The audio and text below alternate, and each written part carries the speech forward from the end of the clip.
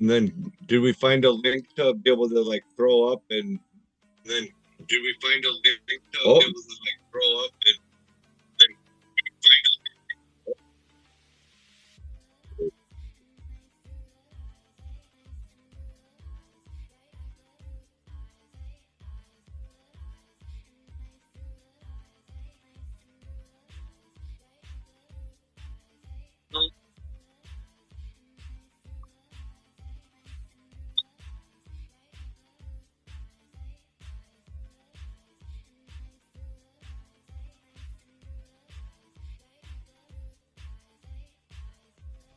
No.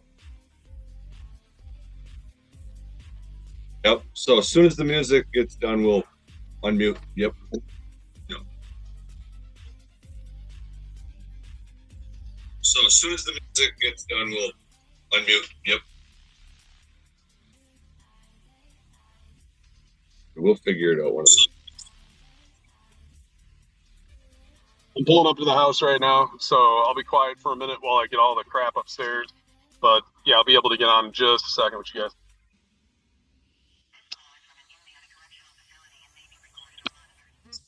But yeah, I'll be able to get on in just a second with you guys.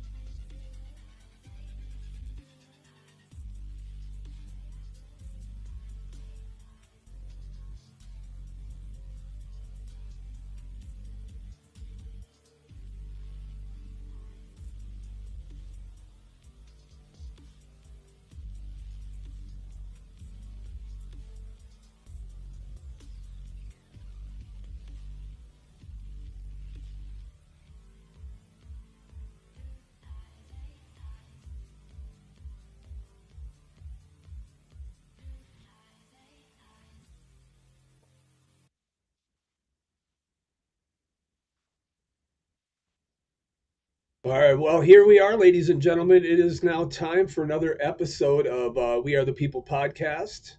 Of course, I am Mick. I know we got And some I other am guys here Patrick. tonight.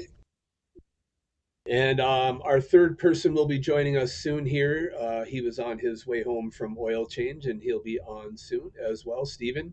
And of course, it sounds like we might have a few guests coming in here tonight. Of course, the big reason why we're here tonight, it is Inauguration Day. Yes, it is. Indeed. And some great things hopefully are on the way. For those of you not aware, today is January 20th, which means the president and vice president now officially are in control of their 4 years. So it's a lot of stuff happening, a lot of moving parts today.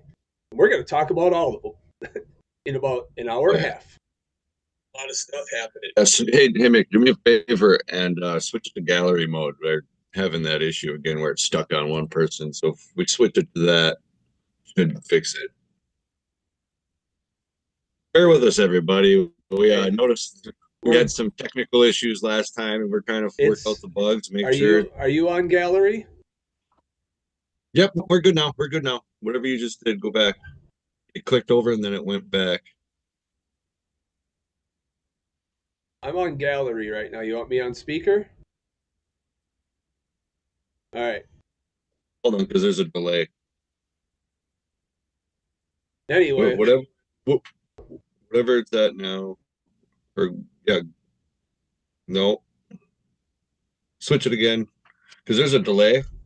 We're gonna figure it out here. Let's get this straight before we continue. There we go. All right. Anyway, let's talk about some stuff. How's that?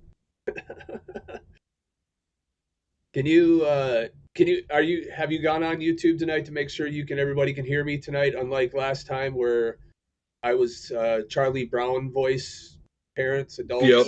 Okay, so I am on. That's what I'm trying tonight. to figure out. I mean, I suppose I can look too. Yep.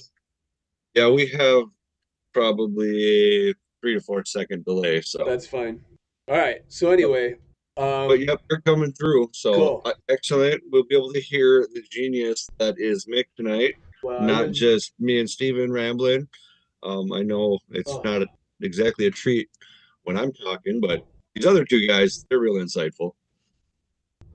Well, there's a lot to talk about, and I tell you what, the first thing I want to do is I want to say congratulations and welcome home to Mr. Leonard Peltier, who was granted clemency today.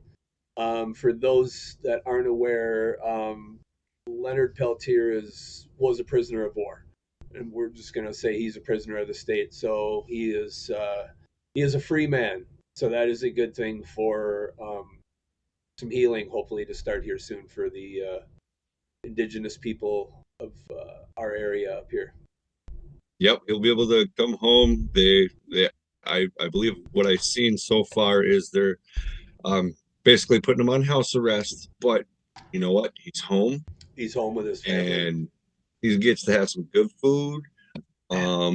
He gets to do a lot of things that I'm sure he's been missing. So that's going to be fantastic.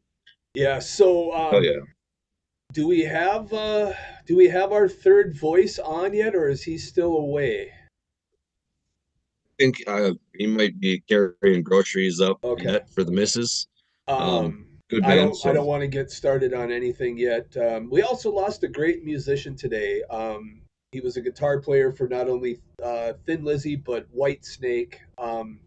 John Sykes, great guitar player. I actually saw him play with Whitesnake back in 87, 88, 89-ish area, and amazing guitar player. So sad day for the music world there. Indeed. Let me throw another one. Another sad day in the sports world the other day. Come on, baseball. Well, shoot, and go figure. Of course, I'm going to blank his name right now, but the announcer for the Brewers, Bob Uecker. Bob Uecker, Mr. Baseball. Just a bit outside. That's right, bench warmer Bob Uecker. I must be in the front row. All right. Yeah, you know what? I actually read a story about him today that the Brewers and him never had an actual contract. It was a handshake deal that when the other side was done, they would announce it to the other side. So that's a great story there. He was the voice of the Brewers, man. I mean, come on, he was the voice of the Brewers. Yep. Yeah. So and the Major League, man. And the Major League movies, man. Just a bit outside. Yeah. Dude, every time I was on the mound and threw a ball, that went through my head. It was his voice. Like every time. Ball 4, ball 8, ball 12, walk the bases loaded. Oh yeah. No, hey, there he is, our fearless leader. Oh man, what a ride. But I'm here. Hey, I tell you, so really quick before you got on, we just were commenting that some great clemency was done. Leonard Peltier is a free man. Let's go.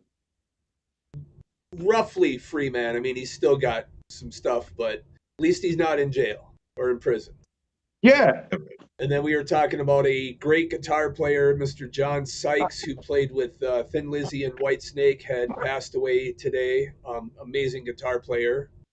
And then, of course, we were talking about Mr. Baseball, Bob Uecker, must be in the front row.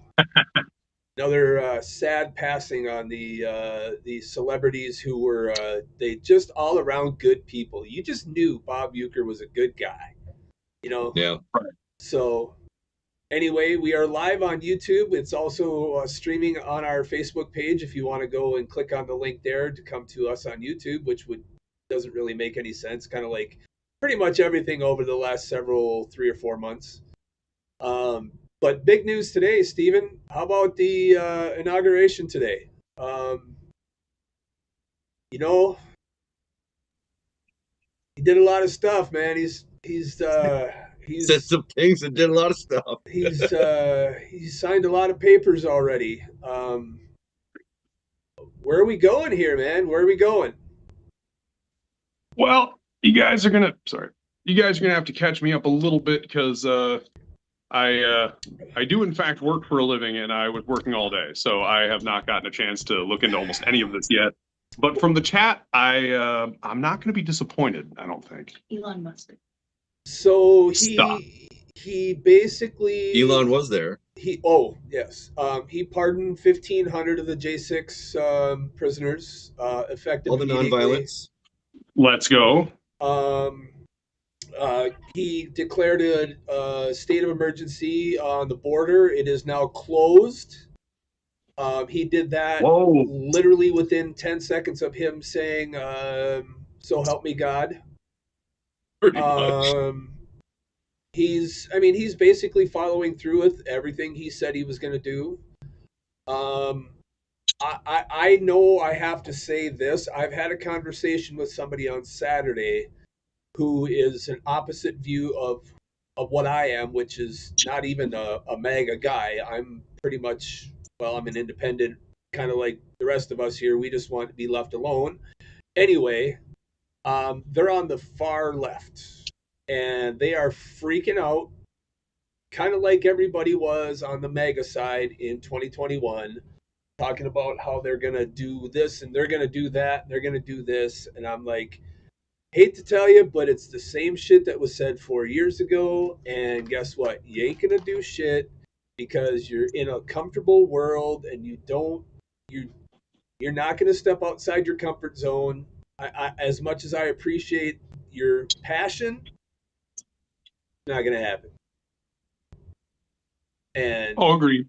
And I feel bad because I appreciate this person's passion, because I was that way 4 years ago. I wanted to burn everything down and I wanted to overthrow the government because it's corrupt and blah, blah, blah. Hey, look, it's got to be done in small baby steps. Small baby steps. You can't do it all in one day. Oh, I think we lost Stephen. Yeah, we did. But to continue on, notice a lot of the he focused a lot on the unifying. Oh, there he is. Yeah, I mean that's Bring him really back in. that's what he really did talk about. I'll repeat that. Yeah, he was talking about the unification.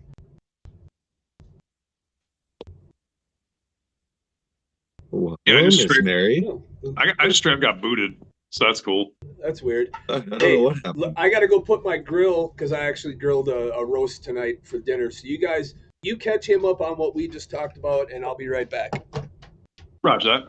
Yeah, no. So, actually, one of the big parts that the Don was trying to focus on a lot was unification. He was trying to have a real unifying message, or at least that's what he said he was pushing, which, I mean, it made sense, but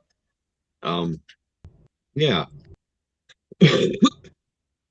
For sure. Well, I mean, like we're all on the same boat together, right? Like nobody, like, so there's this principle with our government's design that if you conveniently bag up the most extreme people on different ends of a spectrum, and then give them a platform upon which they can aggressively expand on their ridiculous extreme ideas, and you give them both equal power, but only once consensus is reached.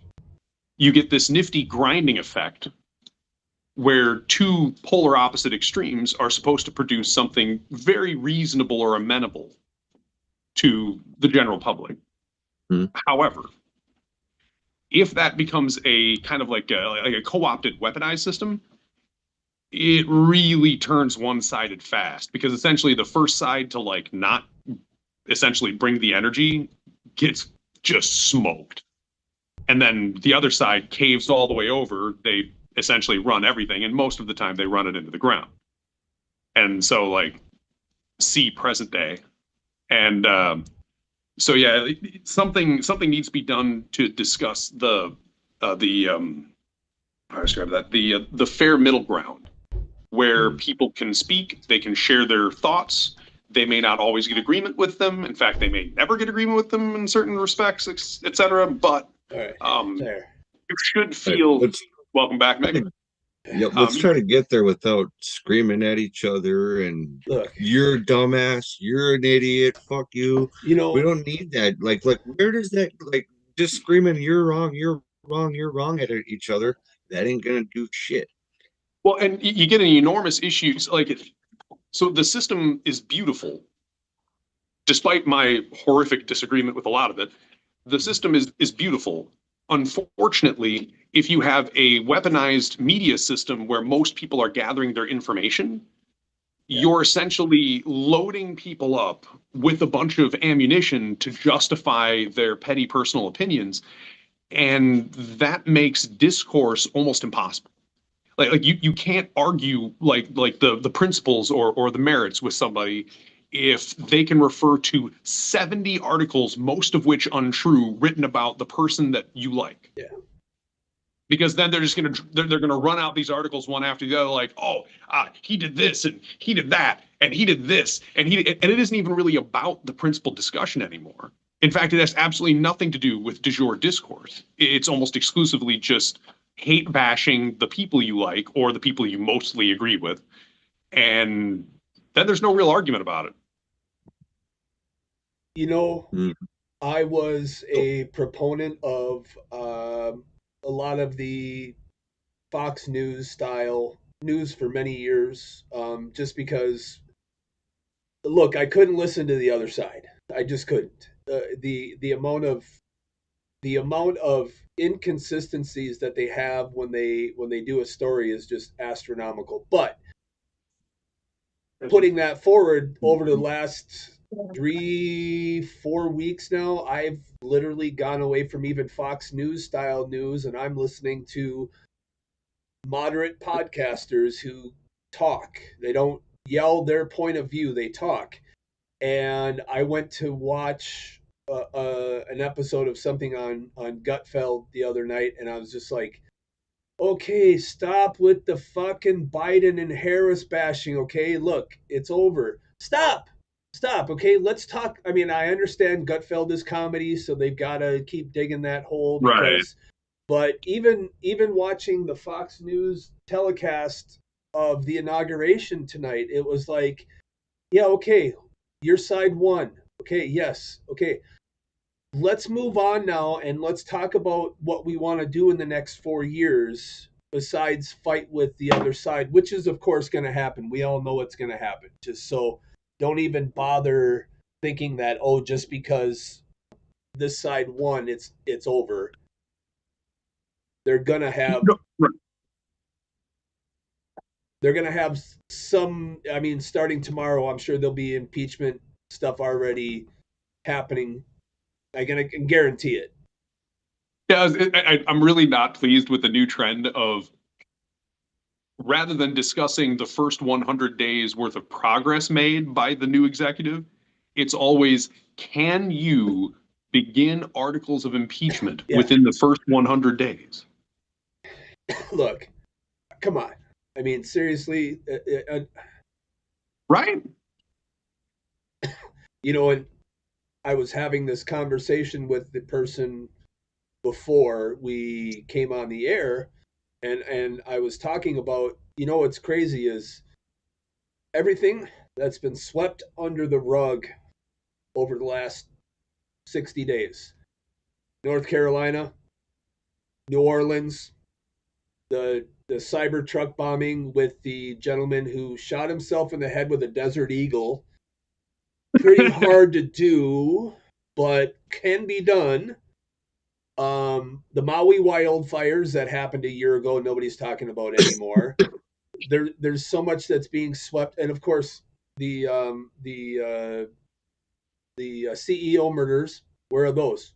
I haven't heard. Right. I haven't seen Luigi being paraded around now in a couple of weeks. So why?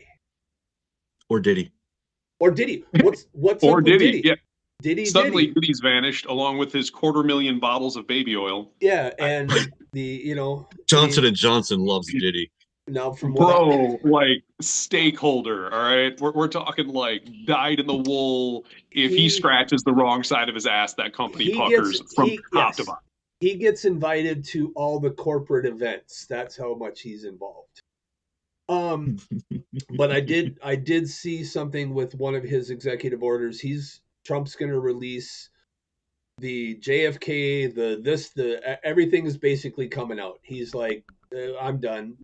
America needs to know. Okay. Fact. What he's doing, and this person I was talking to had some very valid points. Seeing it from their side because I'm not seeing it from the rose-colored MAGA side. I'm seeing it from an independent in the middle that's just like, leave me alone, stop taxing me so much, and make sure I have enough food so I can eat. That's all I want. I don't give a shit about anything else. Stay out of my business. Right. Mm-hmm.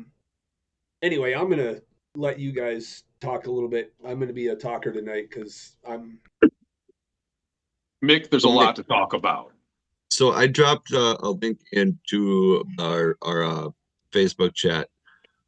Can you pull that up? And then we could play it. It's about a half hour long, his speech. And we can just straight up commentary, hit the pause button, give our thoughts. Yeah, I can try that. Let's see if we can't do that. Well, that takes care of a huge amount of the talking already. We can let Trump do the talking. Well, not even that, because did you get a chance to watch it at all? Any part of it, Stephen? Okay, yeah. You're gonna get like a fresh reveal react. I haven't seen any of this. I've only heard like some of the highlights. I'm grabbing my kombucha for this. Yeah, I don't see a link, dude, on the We Are the People. I don't know what you're. Oh. Yeah, let me see if I can do this. All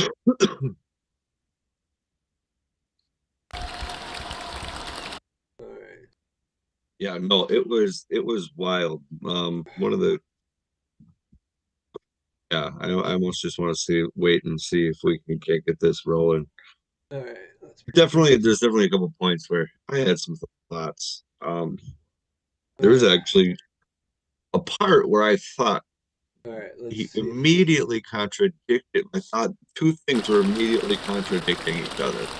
So we'll have to dive into that when we get there, hopefully. Very much, everybody. Well, thank you very much. What the hell did he say to go get some kind of fancy drink? Vance, Speaker Johnson, Senator. It's called kombucha, thank you. And it's very, very good for you, like a gazillion probiotics. Justices of the United States. I heard, dude. So actually, while he's trying to pull that up, have you heard this new theory going around? It's up. I suppose it's not going to come through. Oh, I'll have to share my screen with you guys. That's the problem. You guys aren't seeing it. Yeah, I can't do it unless on YouTube. Okay, yeah. Let's do a screen share. You have to. You had disabled participant screen sharing. You got to undo it. Oh. Give me a second here. See if that works. Yeah. All right. We'll hear it coming through. Yep, I see that. Yep. We do have it up for everybody.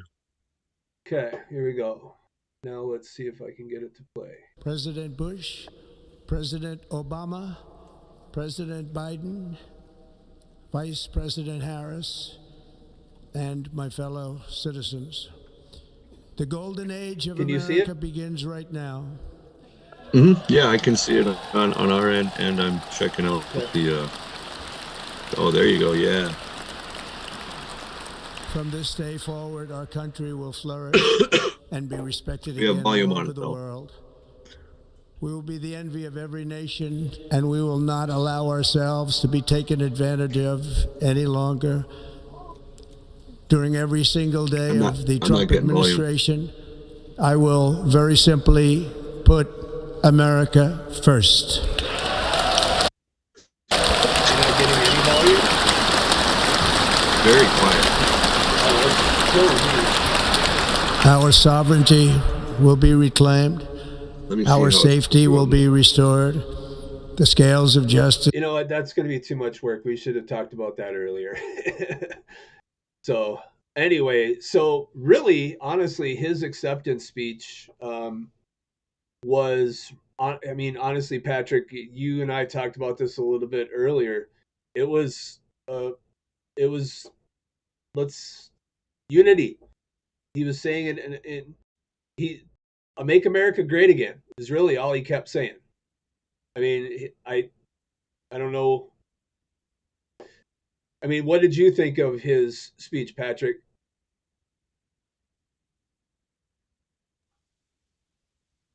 No, it was a lot. Which one stands out? Oh, so Gulf of America, we got that, you know. Um, well, so the Gulf of America is going to happen. He also declared that in the United States we only recognize two genders. No, he said sexes. It's Yeah, two sexes. Two sexes. Two sexes. Yes, male and female. There can be many Yeah. genders, but there are only two sexes, is what he's saying. Yeah. So I imagine the blue hairs are going to be real open arms about that, even though it's common sense. But anyway, what else was there? Well, I know the big thing he was talking about was the no tax on tips. He already signed that executive order. I'm sorry, executive action, they were calling it on Fox. Executive action. So, and then there was another big one that he Free speech. No. yeah. How did he word it? You know what? Let me go here to my smart person chat GPT. What did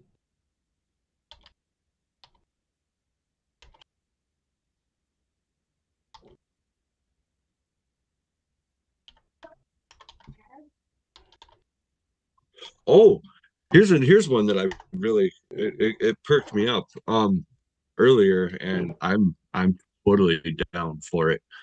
Would be he said that he wouldn't be opposed to using drone strikes on drug cartels funneling fentanyl and shit like that into the country, which to that I say let's fucking go. let's go.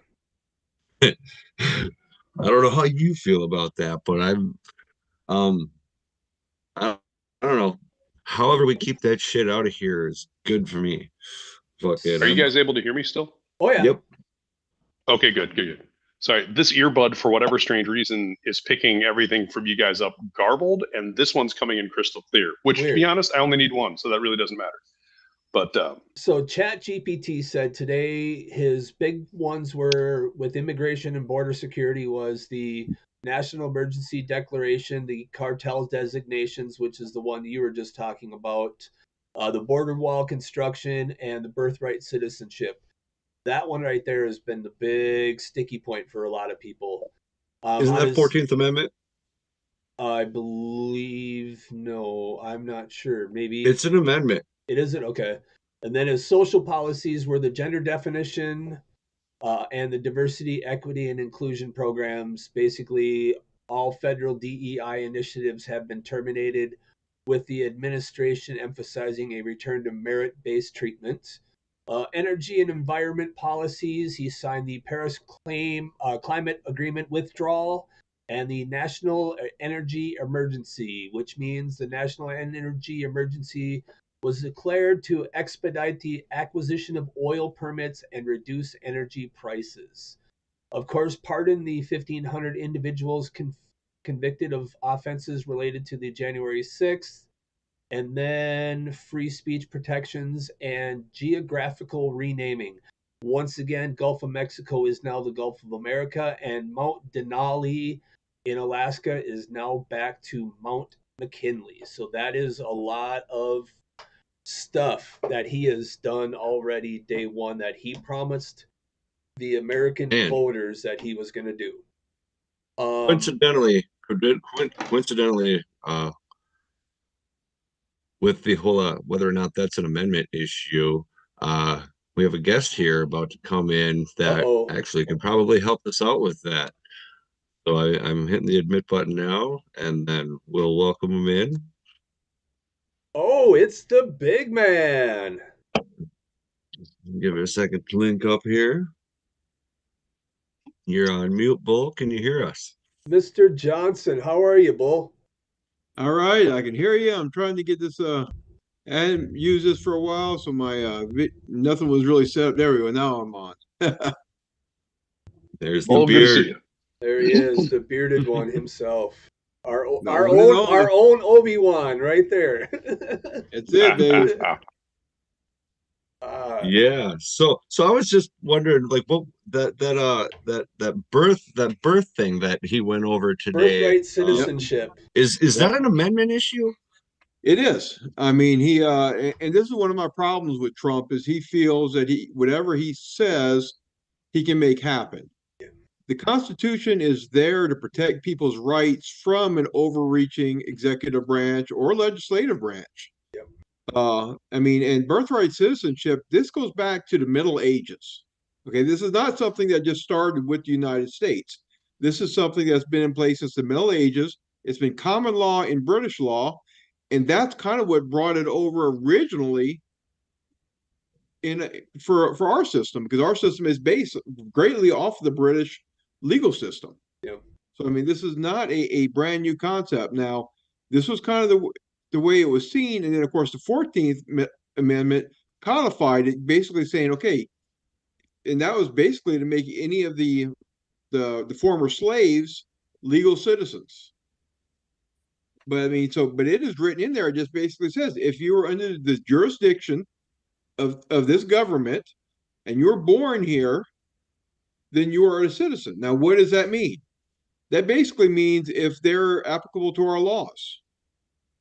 Okay, so say like myself, I was formerly a U.S. diplomat to another country. If I had kids there, those kids didn't automatically get citizenship because I was not subject to that country's laws because I had diplomatic immunity. Okay, so that's why kids of diplomats here, it doesn't count for them because their parents are not subject to our laws. Now, even if somebody's here illegally, and they murder somebody, can we arrest them and put them in jail? Yeah. Yes. Yeah. So they are subject to our jurisdiction. If we couldn't legally do that, then they would not be under our jurisdiction. The argument from the Trump administration and some people within his administration is saying, well, if they're here illegally, they're not subject to our jurisdiction. So they can kill anybody and we can't punish them? No, that's not right. So that argument doesn't hold water. I mean, and here's my problem, and this is not just started with the Trump administration. This has started many, many, many administrations ago, where Congress no longer held themselves viable or answerable to the Constitution. They would pass whatever law they wanted and say, let them fight it out in the courts. We're going to do this. And it's going to be in effect for 3, 4, 5, 6, 7 years until it gets it all the way through the courts. And then they might throw it out. But then they might, by that time, say, hey, we've gotten used to this. This is working. Why do we want to throw it out? And I mean, that's been going on probably for the last 2 to 3 decades. I mean, there was once a point where Congress would look at this and say, no, we can't do that. It's against the Constitution. I mean, that was one of the reasons why the federal government did not outlaw slavery to begin with. is because they came back and said, we can't really do this. We don't really have that that ability, which is why, again, they had to pass the 13th Amendment to outlaw slavery, because they had to put it in the Constitution. So they had that ability. They had that. That's why President Lincoln's proclamation, Emancipation Proclamation, was declared by Congress as not being valid. That can't free the slaves. We need to pass an amendment to do that. Yeah. Mhm. I mean, So Congress that- at that time said, hey, we're bound by the Constitution. Today's Congress doesn't do that. They do it and they let them fight it out in the courts. So I can't really blame the Trump administration for taking the same issue, but I think they said he signed something like a couple hundred Yeah. executive orders today. Yeah, I'm sure he's probably still working on he's it. well over 200 in executive actions. They're calling them executive actions now.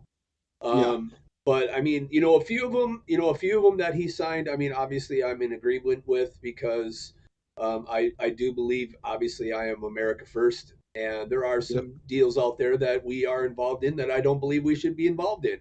And I appreciate the fact that he wants to pull out of that stuff and get us back to America first. So, and a lot of those are within his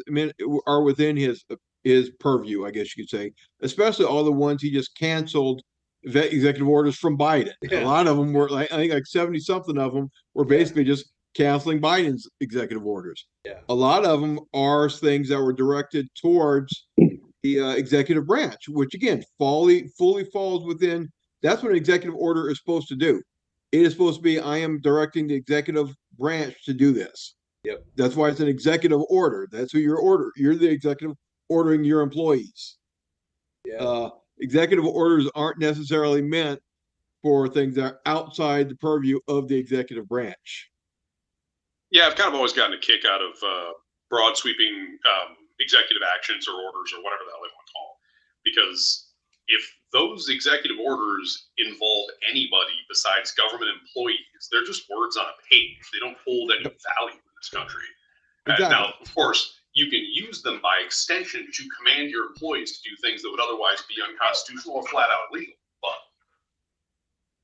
Well, again, even a civilian employee, they do an oath to uphold the Constitution as well. So they do. The problem is nobody cares about it anymore, and we got to make them care. now, what did y'all think? Remind them. What did y'all think about Trump not putting his hand on the Bible for his swearing-in ceremony? I didn't notice that. I actually thought that he brought his own Bible that was given to him by his mother, and he swore on Lincoln's Bible, is what I heard from. He basically, Milena held the Bibles in her hand, and instead I've of seen putting her his with right them. hand on the Bible, he put it up like you would do a oath of enlistment. So he didn't put it actually on the Bible. He just put his hands up while she held the Bibles in front of him. Full disclosure, I haven't seen any of this yet. Yeah. So I've been at work all day, so I didn't get to see any of this stuff. I was very, very busy today. Otherwise, I would have watched it. Well, that's kind of where I was behind too. I mean, it's hard enough to raise livestock and run a farm, but it's another completely thing to do it when it's 25 below. Right. Look, And of course, I had one. Luckily, I moved this pig inside like 2 days ago. She popped out 11 piglets today, and I'm like, man, I am so glad I got her in when I did. 100%. Yeah, I did not want anything to do with outside today, so having to go into the office, I'm like, this sucks. And of course, being 100%. a federal holiday, the building was closed, so I didn't have any traffic, so I basically got to watch the inauguration sitting at my desk because there wasn't shit going on. So, my biggest takeaway was from his whole time, from the minute he swore in until he walked off stage, was out of all of the people that he thanked or acknowledged, why he left out Hillary. I mean, he even said Vice President Harris, President. He said President or Bill, or I think he said President Bill, or he said Bill Clinton, Yep. And then he was like, and Mike Pence. I'm like, wait, you forgot a name. I saw her walk in with you. I know she was because somebody on CNN said, oh, they were holding hands. Yeah, those two ain't held hands in years, man. So that ain't happening. Yeah. But I just thought I thought it was funny that he just skipped that person. I'm not going to use any foul names tonight. I'm going to try to be a good person. You know, I mean, there was an article the other day saying basically the knives are going to come out now for the Democratic Party, because this is the first time in like 40 years where a president has not gotten reelected. Yeah, that has run for reelection, and they were bringing out all the bad blood. They're like, you know what, the Bidens are still pissed at Obama because Obama told Biden, "You're never going to be anything more than vice president, Joe." So they felt that they screwed him over to begin with. Clintons are pissed off at the Obamas because they felt the Obamas screwed over Hillary. Yeah, it's going to be. But now that they finally lost a re-election, everybody's expecting all the knives to come out, because these three families are now gone. They're out of politics. done. There's nobody else in these families who are going to be running again, unless we see Chelsea come up somewhere down the line. We don't want Mike, that. No, big Mike Obama might. Who knows? no. I guess in 4 years that might be possible, but I think you're going to see all the knives come out and them start badmouthing each other since they don't have any political futures to lose. So they're permanently stained now. Yeah, those names are done. They're permanently stained. Done. No one will forget the soaring grocery prices. No one will forget the soaring gas prices. No one will forget the ridiculous social weaponization. No one will forget all of the lockdowns and all of the crazy hippity hoopla. And like the 15 people he pardoned that weren't even convicted or charged with a crime. Including his family members. Including his family. If you got to pardon people with no charges, you know you're into some bad shit. Well, especially since Biden himself said a few years ago, and the Supreme Court has ruled, that in order to accept a pardon, you have to accept guilt. Yeah. Hey. What are they accepting guilt of? Exactly. So that's the thing. If you're going to accept a pardon, you're having to accept that you're guilty. You're having to basically say, yes, I'm guilty. I'm accepting this pardon.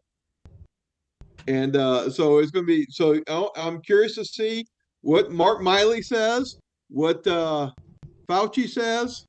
I mean, plus, of course, all of the family members. Well, and Paul, help me out a little bit, because since I haven't seen the inauguration thing and the events of the day, I'm 100% fresh to this.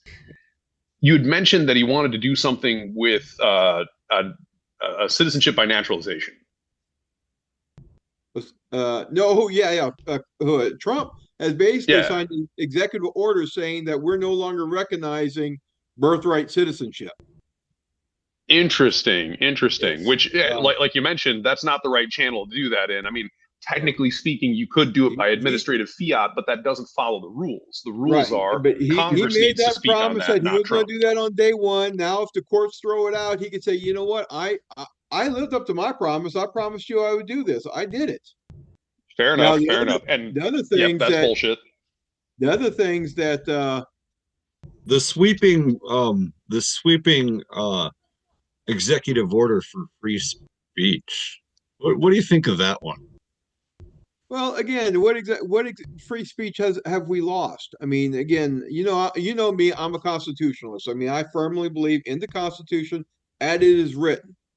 What has the government done to curtail my speech? Really, not much. So, I mean, the government I am a white male.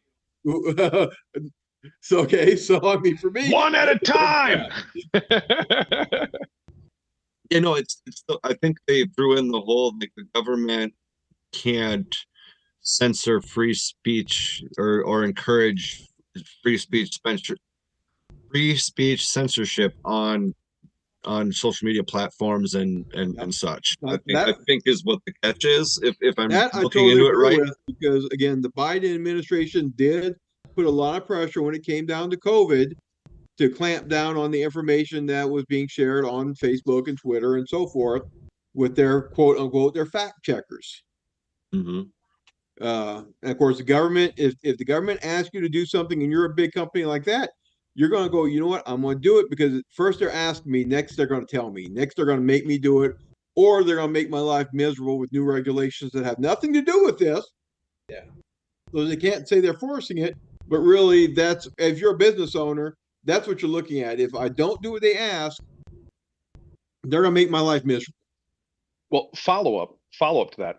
One must not forget the instruments by which the state operates. And so, for example, we have taken to view a lot of the executive orders and actions as sort of a fiat law. Yep. However, they are orders for government personnel. And the reason why I mentioned this, the reason why this, at least the way I see it, matters a fair bit, is if Trump wants to be able to use state assets to curtail, say, rogue government activity.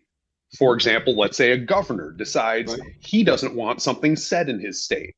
Well, he doesn't get to do that. That's against the rules. Now, if the president or the federal executive branch wants to act on behavior like that from governors, because governors do have broad-reaching authority, they're going to need some kind of framework by which he can justifiably exert his power and say, no, you're fucking not. This is a free country. And if your citizens want to speak, they're gonna, and you're gonna let them. If you don't, I'm coming for you. And here's why. It's right here in this executive order. You know what you're supposed to do. Don't go curtailing free speech in this country. Wait, why do we need an executive order when we have this little piece of paper from 1700s called the Constitution? That because says exactly the same thing. It's called, unfortunately. Let me circle back. Right, go ahead. No, it's literally they have to do it because the interpretation of, well, the interpretation from 1776 isn't the same as it is in 1976, so we better rephrase this. That way these idiots who don't know anything will just go, okay, it's just an easy way for them to go, now listen, this is how it used to be, but this is how it is now. It's a little different, but we're going to follow the rules. Here are the rules. Do you understand? Here's your helmet and your trophy. Have a nice day. Go eat some pudding. Well, that's what the Democrats have been doing for years, is they've been reinterpreting the Constitution progressive with the times. Yeah. That's why they're called progressive. Friendly reminder, the founders relied heavily. I know, because you Bully bring up a good point. That rule already exists. It shouldn't require an executive order to make it a real rule. However, and God, I hate being right because it disappoints me so often. But however, the founders that designed our country, geniuses though they were, designed it relying heavily upon a fully engaged, politically active population. If that is not the case, then the fail-safe, which is get the fuck out of that lawfully elected office right now, or I swear to Christ, we're going to put you on the lawn. Without that in force, where people will show up and say, absolutely not, come next vote, you are out of here so fast, we're going to have to put you out with a fire extinguisher. Yeah. Without that, the Constitution is almost worthless. You need an active, engaged citizenry that will hold their officials to account. Without you better have executive orders. You better have a whole separate constitutionalism division that's going to make it damn good and sure that if somebody catches a whiff of someone doing something blatantly unconstitutional, they got jackboots at the office door and say, hey, man, we're not coming for citizens, but we're coming for you if you want to impeach or if you want to infringe upon this Constitution. You know, and that's part of the issue with the Constitution to begin with, is they counted on people to do the right things. Mm-hmm. That is why I believe it was John Quincy Adams said that a Constitution is only good for moral and upright people. Basically, because if they're not following their morals and doing what they're supposed to be doing, that piece of paper doesn't give the government the power to force us to do every meant to keep power away from the government. So they every child, essentially, every child useless. Right. Every child by the end of middle school should be able to recite the basics of our nation's Constitution. And if we don't burn that into the memories of children immediately, as soon as they're able to, it's basically worthless, because they're going to grow up and go, what's this stupid Constitution thing? Why are all these old people upset about it? You can't do that because it would take away from the time you have set aside for DEI. Yes. Oh shit! I forgot. Mhm. Sorry, Mhm. my bad. And kindergarten My bad, guys. drag Don't wanna time step on toes. story hour. You know, you don't want to miss that kindergarten drag time story hour and shit. You know, it's. I mean, Or for them, Yeah, if they don't, if I'm those not kids aren't gonna- seeing a Ugh. I'm not their going to time for say I teaching the had test. I had the greatest education in my life, but I know going through school up until high school, man, I was taught what I was taught. I was taught about I learned the Constitution and I learned about the social studies and we took out. Look, Yeah, there was no I didn't know what I didn't even know my fucking teachers' first names. So I didn't know their political ideology. I didn't know if they were gay or straight or if they had a wife or if they had kids or if they liked to take it in the that, Yeah. you know, Whatever. it didn't matter. All But I you know wanted what, though? was to There- sleep in class, give me my C, so I could float along in life. Anyway, But there were some major shortfalls. I mean, even myself, okay, because I'm a little older. Back in the 80s, and when I was taking my civics class, when they started talking about the constitutional amendments, and this is one that just always comes to my mind today, when they were talking about the change of how senators were selected, how they're now a popular vote rather than being appointed to the by the. Of course, me at that point, I'm like, of course, we're a democracy, and the teacher's like, yes, that's why, and I'm like, okay, wait a minute, I wasn't really taught why it was done that Yeah. way before. Just that, oh, we changed this law, and this is why it was a great thing because this is what we are. And now I go back that I'm older and wiser and have done my own homework going, man, that was the beginning of the downfall because that's when we started really losing states' rights, Yeah. is because when those senators were state appointed, they fought for the rights of the state. They were responsible to the governor and they were able to keep this balance that the Constitution has counted on to work. Yeah. Because right now we're so out of whack, we're so out of balance. The federals keep on taking more because they've gradually just whittled away on the states' rights. So now we don't have that three party system or that three group system of the people, or the state, the people, the state, and the federal governments.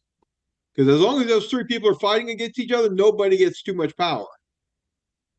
But when the states lost their power, the federal government took all of it, and now all of a sudden it's basically two against three, 2 against 1. No, it's true. It's very, very true. And yeah, like the idea that if elementary school kids don't see some 45-year-old dude in devil horns and a skirt, they're not going to come up right is one of the dumbest things I've ever heard. I mean, hey, I'm not a fan of shaming people for what they choose to do in their free time, but that doesn't mean you have to ram it down my kid's throat with my tax dollars. Oh, exactly. Wait, you know, But also- the biggest one, hang on real quick on that. The biggest one that got me was San Francisco hired a fat enhancer, something like that. So her job is a government official for San Francisco is to talk to fat people about it's okay to be fat, just live your life and do whatever you want and be 500 pounds because she's speaking everything that's wrong with right now. Okay, no, 500 pounds is not healthy. I don't care who you are. 500 pounds is not healthy unless you're Andre the Giant and your body can hold that much weight. Okay, I'm not saying everybody has to be model thin, but the obesity in this country is getting out of hand to the point where I hope RFK can do something to start us eating healthy again in this country. Well, just and by that brings on an interesting point of view on like the weight issue. Okay, if people are overweight, grossly overweight, morbidly Morbidly obese. That's the word I was looking for. Then who ends up paying for that? They're not responsible for paying that. That all ends up coming back on us, on our healthcare system, on Medicare, or the insurance or the insured company. Because insurance companies can't say, you know what, we're not gonna insure anybody over 300 pounds because it's not fair for everybody else who stays under that weight to have to pay for them. Well, they're not going to be allowed to do that. That's going to go against their rights. No, you're absolutely right. Well, and I also think that it's important to note that, so like, Hey, Mick, so is your screen sharing still on? Yeah. that's Oh, about to it's abuse it. okay. No, I'm sorry. Actually, this is Did what you mean it to be? Okay. Yeah, no, this is her. So San Francisco taps fat activist as weight stigma czar. So her job is to basically tell people it's okay to be fat. Just enjoy everything about your life and this and that. And it's like, I mean, Wake up in the morning and go get your big cup of KFC gravy for I'm sorry. breakfast. I mean, I'm gonna turn I, off. I want So- to too, but I can't. so I guess like, so I do understand and respect the fact that people's, human, I guess, oh man, it's sorry, it's a big idea and I'm trying to make it all make sense. So, the way people are, I'll just use the simplest terms available. The way people are physically is, to a degree, and obviously there are exceptions, but to a degree in large numbers, equal parts nature and nurture. Some people are naturally incredibly thin, and some people put on weight like it's the only purpose their body has, and how the hell to do about it. And losing weight isn't particularly easy for most people, and for those it is, they usually don't have a problem. And I think that there should be some level of I guess, like, time spent to figure out how to best address that. And I don't say it because, just not being, jacked and ripped is, wrong or bad, but because A, morbid obesity is a real thing, and it's a bigger problem here than I think anywhere else in the globe. And B, it doesn't matter what government laws you pass, because they've done experiments to show that, I don't even know how to put this politely, I'm just going to be blunt, that monkeys will pay to look at pictures of more attractive monkeys. And if you think they've got some higher level aesthetic concept, you're lying to yourself. It's because they're essentially they're hotter monkeys. So like there is something like that built into us genetically. It has been forever and it won't change. So like that ain't going away. And so there really isn't going to be a version of this world where you can be ginormous and everybody's going to be like, God damn, look at that. Like there may be niche groups of people who do view that as positive, and that's awesome because at least those people get some really positive attention, maybe get some happiness out of their life, even if they don't change. But most of the time, it's going to be people trying to go from being big to being smaller. That's just how it is. I don't make the rules. That's life. And if that's going to be the case, people like that are going to be ruining the lives of young people who could otherwise become very, very attractive people. I mean, like, I hate on TikTok quite a bit, but I'm going to be straight with you. There are some badass, like, body transformation videos on there that I've seen where people go from being ginormous to being kind of hot. Like, I'm like, what, this can't be the same person. There's just no way in hell. But people do that. And it's through perseverance. It's through hard work.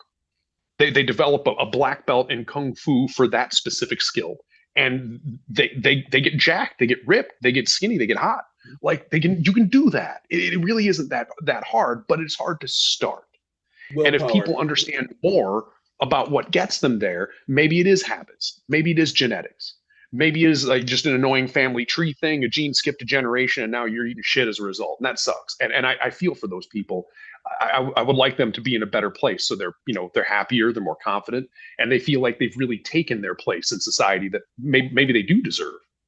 And so like that's very relevant, and I'd love to see more work done on that. If we're going to blow money on body image stuff for like tax dollars, I don't think we should. But if we are, I would at least like it to be something a little more scientific and maybe a little more like to help people get from where they are to where they want to be. Because I think that'd be better. So what's government's role in this? So I know a lot of, I believe what RFK is planning on doing is like, wasn't it like the ban on like the red 40s and artificial dyes, which we know is linked to like ADHD and ADD and so on. Which doesn't ADD make you lose weight though? I'm just messing with you. You think That's meth. That's meth. That's meth, not ADD. And I guess my biggest takeaway from this was, obviously I'm the kind of person, look, you know what? If you think you're beautiful, then I think you're beautiful. You know what? Self-image is the biggest thing in this world. And, I don't care if you're 500 pounds. Look, if you're 500 pounds and you go to the club because you're 500 pounds and you're beautiful and you act like that at the club, guess what? You is a beautiful woman. Now, don't tell me that because I'm thinner than you, that you have, whatever. You know what I'm saying? Hey, look, just be you. Now, if you want help, you don't need to listen to a fat czar telling you just be fat. No, you need to think about health. Health is the biggest thing. RFK, I believe, is going to try to get us to eat right by banning the stuff that they're putting in foods that are toxic poisons that we're eating every day. I'm addicted to sugar cereal like you wouldn't fucking believe. I have a bowl of that every night before bed. I am addicted to Captain Crunch with Crunch Berries. There's something in it. It's that red dye 3 maybe in them Crunch Berries. But look, man, I got to have it every night.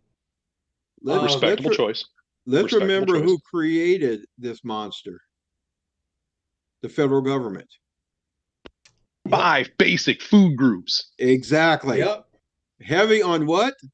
Wheat. Stuff that the American Grain. farmers were growing that they were trying to get. They were trying to help the American farmers. So they really 7 of those. The starches, they really pushed the breads. Why? Because they figured that was going to help us support the American farmers. And what did it do? It got everybody fat. Yep. Okay. Hey, man, I love me some bread. I don't care what anybody says. I love me some bread. I mean, if you look, I mean, that original food, the 5 basic food groups, and when they, and I got a kick out of this now because I just had this discussion with my doctor a while back. He was like, "You need to cut down your cholesterol. You need to I'm working on it." And I get a new cholesterol test. It went down. I said, "What'd you do?" I got rid of carbs and I started eating a lot of fat. No, seriously, what did you do? Seriously, that's what I did. Yep. Okay. Farmer's diet, man. My cholesterol, Serious. Carnivore, I dropped 45 pounds. My cholesterol went down. carnivore diet, man. Carnivore diet. Okay, I mean, but again, that's not what they taught forever. No. And people still don't want to go back to that. I mean, so it's just crazy. I'm thinking about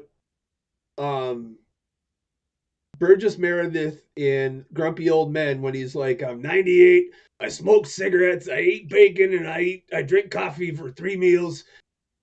What was I talking about? But, back then they drank black coffee, they ate bacon at every fucking meal, and they smoked cigarettes like they were going out of style. But because they ate a balanced diet of the stuff before that food pyramid came out, they had perfect. I mean, they only lived to their 55, but they were healthy until the day they died. I think again that's because they didn't have the medical advances we have now. Yeah, it wasn't as much diet. No kidding. But they ate raw vegetables, they ate meat, they ate the eggs from their chickens, they ate what God intended them to eat. Yep. Not fast food burgers and Taco Bell. It's funny. It's funny you mentioned smoking, as it was so popular. There are a bunch of studies now showing that not only is nicotine really, really good for you, but it's being used in life extension therapy. I'm not even joking. I wish I was joking. I wish this was just a huge comic bit and I was going to tell some punchline, but I'm not. That's the punchline. It's the problem is the delivery method. So people are they smoke. There's a bunch of different acids in the paper. There's a bunch of different annoying additives. Right. Like it has very little to do with the nicotine. It has to do with the means by which people are taking it. In fact, there's this thing called I think it's NMN therapy, and it's literally nicotinamide in a special enzymatic sheath, I think, sheath.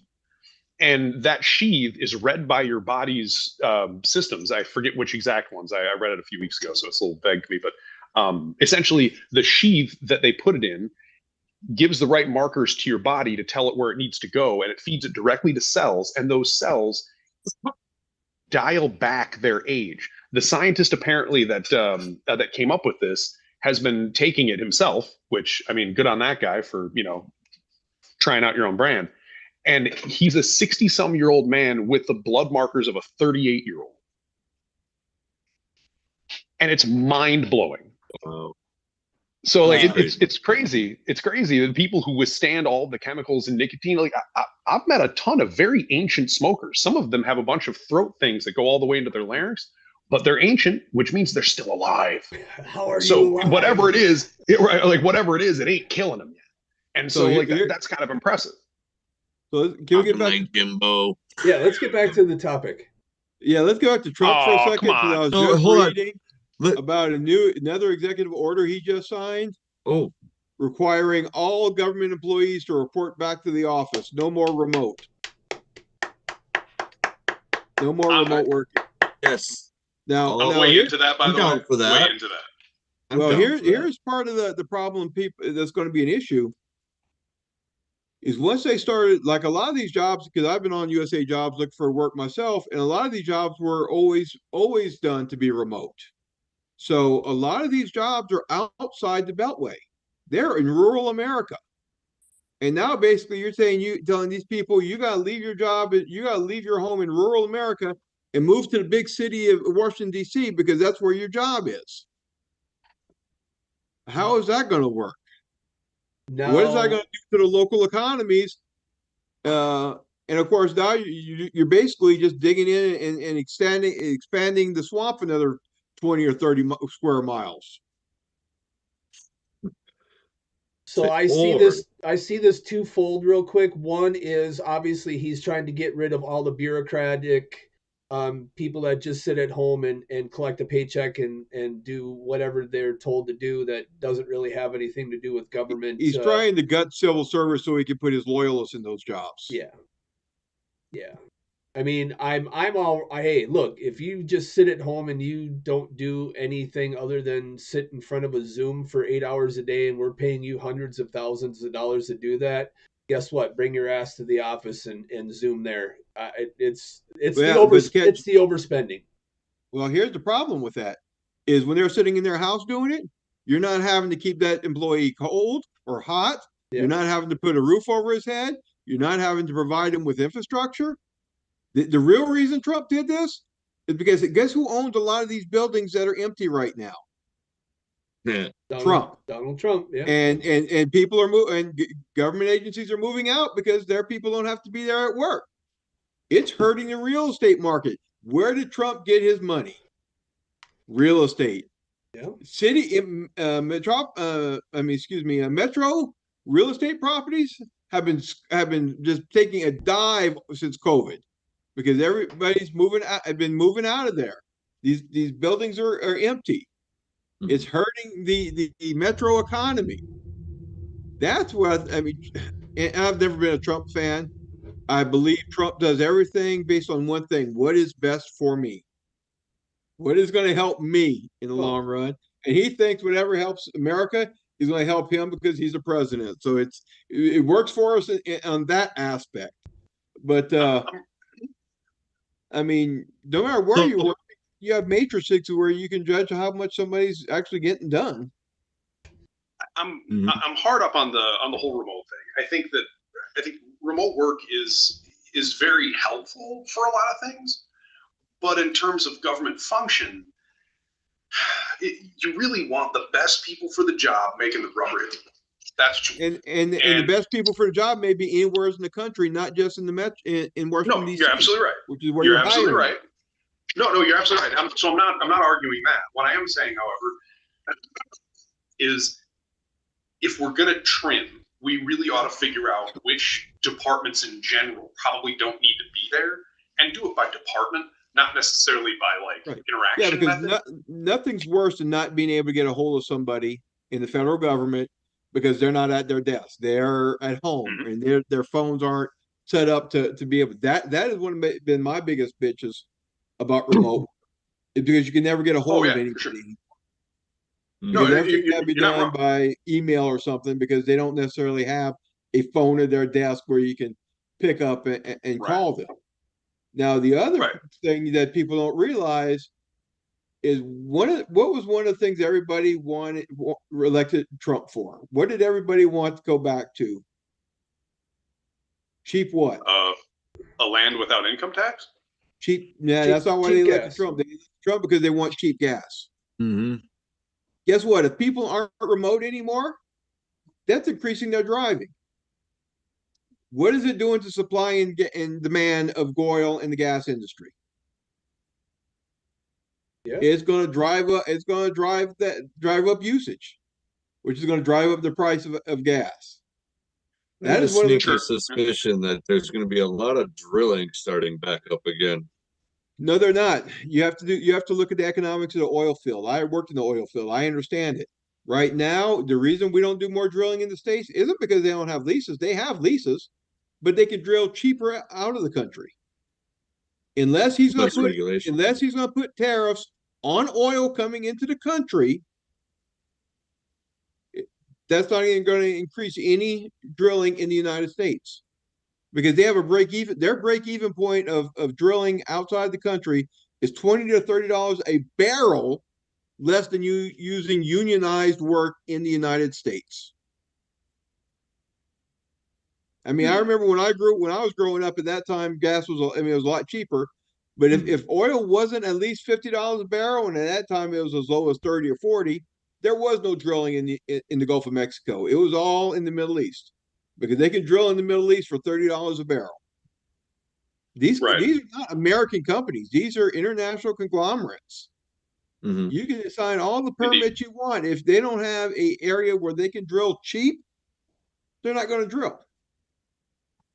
Because I mean, it's an economic thing. And this is what always drives me crazy about this equation. Because I mean, I've looked at it. I mean, it's an economics thing. I mean, unless you provide an incentive for these companies to drill in the United States, they're not going to. They're going to chase the cheapest dollar. And where's he suggesting the tariffs right now? Like, is he even suggesting them from oil exporting Mexico countries? and Canada. So here's the catch. Where do we get a majority of our lumber? Canada. Where does the majority of our lumber come from? Canada. Up north, yeah. Canada. So if next week you put a 25% tariff on goods coming from Canada, what happens to the price of a new home? It'll go up by about 30, 35, 40%. Yep. I mean, because why? You just added the price of the lumber. Right. I mean, no, you're not wrong about that. And that's what people aren't understanding. You deport millions of people. What's our unemployment rate right now in this country? About 5%. 4.5 or 4.7% is considered full employment. You deport millions of people who are currently part of that workforce. Where is their replacements coming from? Well, guess what? There's a shortage of labor. What do you have to do? You have to raise what you're paying people because you're competing against everybody else for labor now. Mm-hmm. What is that going to do to the price of your goods? They're going to have to go up because business costs are going to go up. By all means, America first, but a lot of the illegal immigrants are doing the jobs we don't want to do. They're the guys out there. You know what's going to happen to all these houses getting rebuilt in California? They're all going to get built without what? Roofs. Because who does all the roofing? It ain't the Americans. Well, there's this old axiom. It's a very old axiom.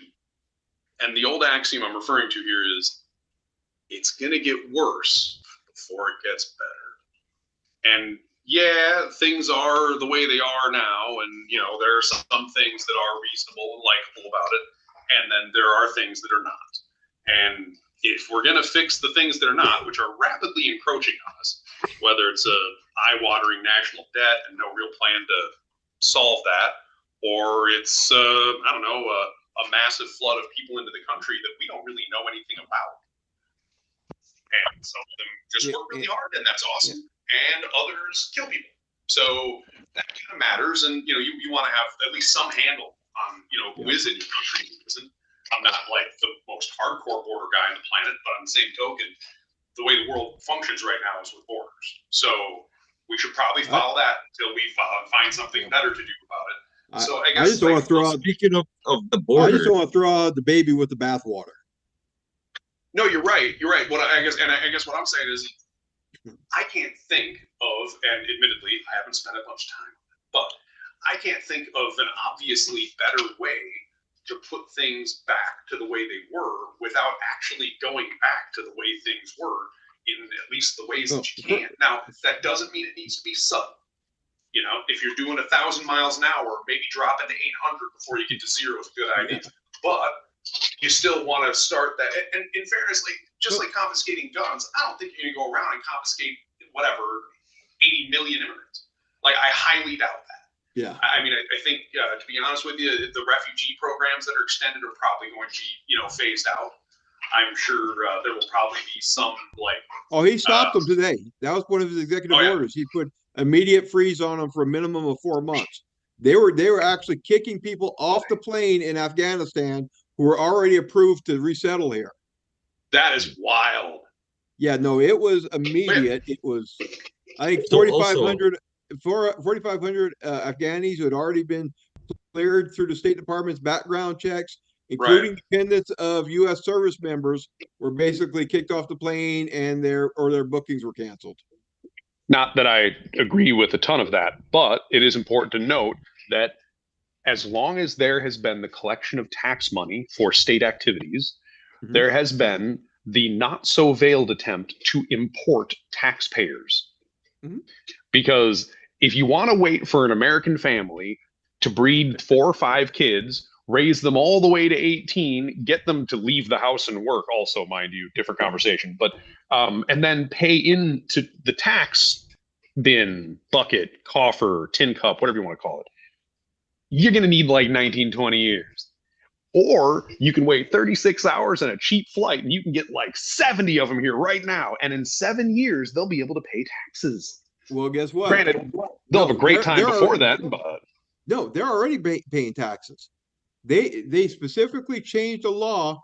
That's why IRS cannot coordinate with immigration, because a recent study was made.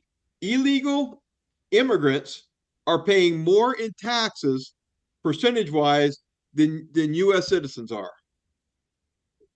as far as how much they're actually paying and what they're supposed to be paying. They don't cheat on their taxes. They actually file. Because why? Because their employers are filing under their name, and they can't tell them, "I don't want you to file." Oh, well, yeah, in that regard, yes, you're absolutely right. So they actually file their taxes with the IRS every year, because the IRS is not allowed to coordinate with any other branch of the government as far as telling them addresses or where people are located, because because they want them to pay their taxes. They don't want anything that will discourage them from paying taxes. Now, hey, if there's a way, because I mean, if we're going to discuss the prospect of mass deportations, right? Which I genuinely don't like the topic, but if we're going to discuss the topic, I would argue the same amount of effort would be required to find and forcibly deport millions, possibly 500 million people, millions of people. The same amount of effort and probably investment would be required to simply find them, vet them, and then grant them citizenship. And that if you're going to do that, you might as well just go door to door and make them Americans. Because if they're already paying taxes, they're already working for a living, all they got to do is learn a little more of the language, and congratulations, you're here. Please breed more Americans and raise them in the old ways. Yeah. Thank you. That was when I ran for public office, that was my position of, if somebody has been in this country for 7 or 10 years, for at least 7 years, they have not committed any crime other than entering the country illegally, and they pay taxes on that the last 7 to 10 years, give them a green card. Yeah, you might as well. I mean, that's the kind of guy we want here. If you're here because you want to make America better, then please be here. If you're here to be a piece of shit, suck the system dry, kill people, rape people, guess what? Right. You're not And that's wanted. what I'm saying. If they're No. not paying their taxes or they're breaking the laws, they need to be the first ones to go. We do need to, and that's one thing I did agree with President Trump on today, that border does need to be sealed. Yeah. We do need to cut that. We do need that is a national emergency in my mind. Until you stop the bleeding, you can't save the patient. Fact. So speaking Also, of First thing we need to do is stop the undesirables, bleeding. Then we So start speaking of figuring out what to do with undesirables everybody from- here. Was that? well, I was gonna say, speaking of undesirables from south of the border, how what do you think about the possibility of using drone strikes on drug cartels? Well, I agree with the Trump decision to brand them as terrorist organizations. Amen. I mean, Yep. because that is how they operate. They are operate terrorists. they are Right. terrorists. They operate with that system. Now, that said, I always have had a problem with drone strikes, unless because again, you're basically executing somebody without a trial. You're executing somebody without having any proof of guilt. Now, if there's an absolute proof of guilt and they're charged in absentia to death, and we can make sure that we're getting them and not 30 or 40 innocents, because let's remember, the reason we have issues with terrorists coming to this country is because we have created terrorists by creating terror in countries that had some bad guys. We killed a lot of innocent people, which made us a lot. You're not wrong. And You're not wrong at all. Do we want to do that on our southern border? Do we want to make everybody south of the border our enemy? Not necessarily. No, I mean, I have But- I have a mild argument for this, but because I tend to launch into tirades, I will let someone else speak first. All right, let me go real quick. And this one because of the whole like fentanyl crisis and shit like that that's coming up. Just as a personal thing, like I'm now on a committee for the opioid crisis and stuff. So like it hits home, you know what I mean? So like I'm all for trying to prevent, any more of because how little do you need to just and it kills people, and they're lacing this shit in everything. To me, thrown the fuck out of those guys. If we know that they're cycling this shit in that we know is killing people, it kills people. It flat out kills people. Like there's no way around it unless it's used properly by medical professionals. This shit kills. So like. No, Me you're absolutely personally, right. I'm down for striking those motherfuckers when they're caravanning up or however the hell, fast boats, who knows, however the hell they're doing it. That's what I say. Right. In order for this to be even remotely morally in order for this to be anywhere close to the light side of morally gray, this has to be done almost like it has to be done like any other military operation, and they would have to link up with every single task force in the United States that monitors any kind of serious drug trafficking that we'll say isn't like weed, coke, or I don't know, name another common party drug, because like Mushrooms. right, like mushrooms or something, right? Like I'm not a war on drugs guy. Like I genuinely don't care what people use as long as they know they're using it and they understand the risks. If that's the case, Exactly. I don't care what they party with. Knock yourself out. I mean, like God, heroin is terrible. I don't think anybody should ever use it. But if that's how you want to go out, I got nothing to say about it. I hope your family reaches you. I hope your support system, your community reaches you before you do something terrible like that. But it's kind of no different than somebody jumping off a bridge or whatever. Like, if you know the risks, and you're choosing to do it. It's your life. It's your liberty. Use it as you see fit. There are consequences. Please read the sign. Don't make me tap it. Now, that being said, there is the cartels specifically, this isn't necessarily about drugs. That's the other thing. Cartels are just a business. They're a business that operates independently of law in any jurisdiction, and they use fear, force, and money to get what laws won't give them. And so, okay, fine, cool. That's the way you want to play it. Great. I mean, we've all seen the documentary Sicario, and we've all seen the documentary Sicario 2. Both great documentaries. I heavily recommend them. And like the bottom line, these stories that people make movies about, sadly, don't come out of thin air. We find the tortured, desiccated bodies. If you're brave enough, you can go on 4chan and find videos of the things that they do to people and their families. No. I wouldn't recommend looking. Please don't. But it does exist. And ask me how I know. So all I'm saying is cartels, on the other hand, are a ginormous problem because they're happy to kill anyone, anywhere, for whatever the hell reason comes into their mind.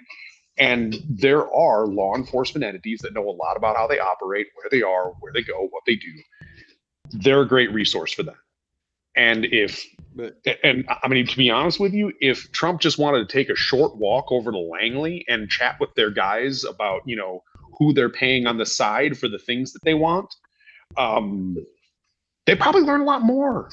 Like a lot more. And I urge Trump to use those resources at his disposal, or perhaps cut the public funding to them and the projects that bring those individuals so much wealth. So yeah, stuff like that. The thing with cartels, and this is what makes it a hard battle to fight, is they're also masters of working the poor. Mm-hmm. They do a lot of charities, people for the extremely poor. That's what feeds their networks. Mm-hmm. They're the ones who make sure they have basically stepped in where government has failed in many cases. To a certain extent, that's the same thing that the terrorists in the Middle East have done. They step in and they help take care of the lowest of the low. And that's why these people are so loyal. But I mean, again, who was it that was like a hero down in Colombia?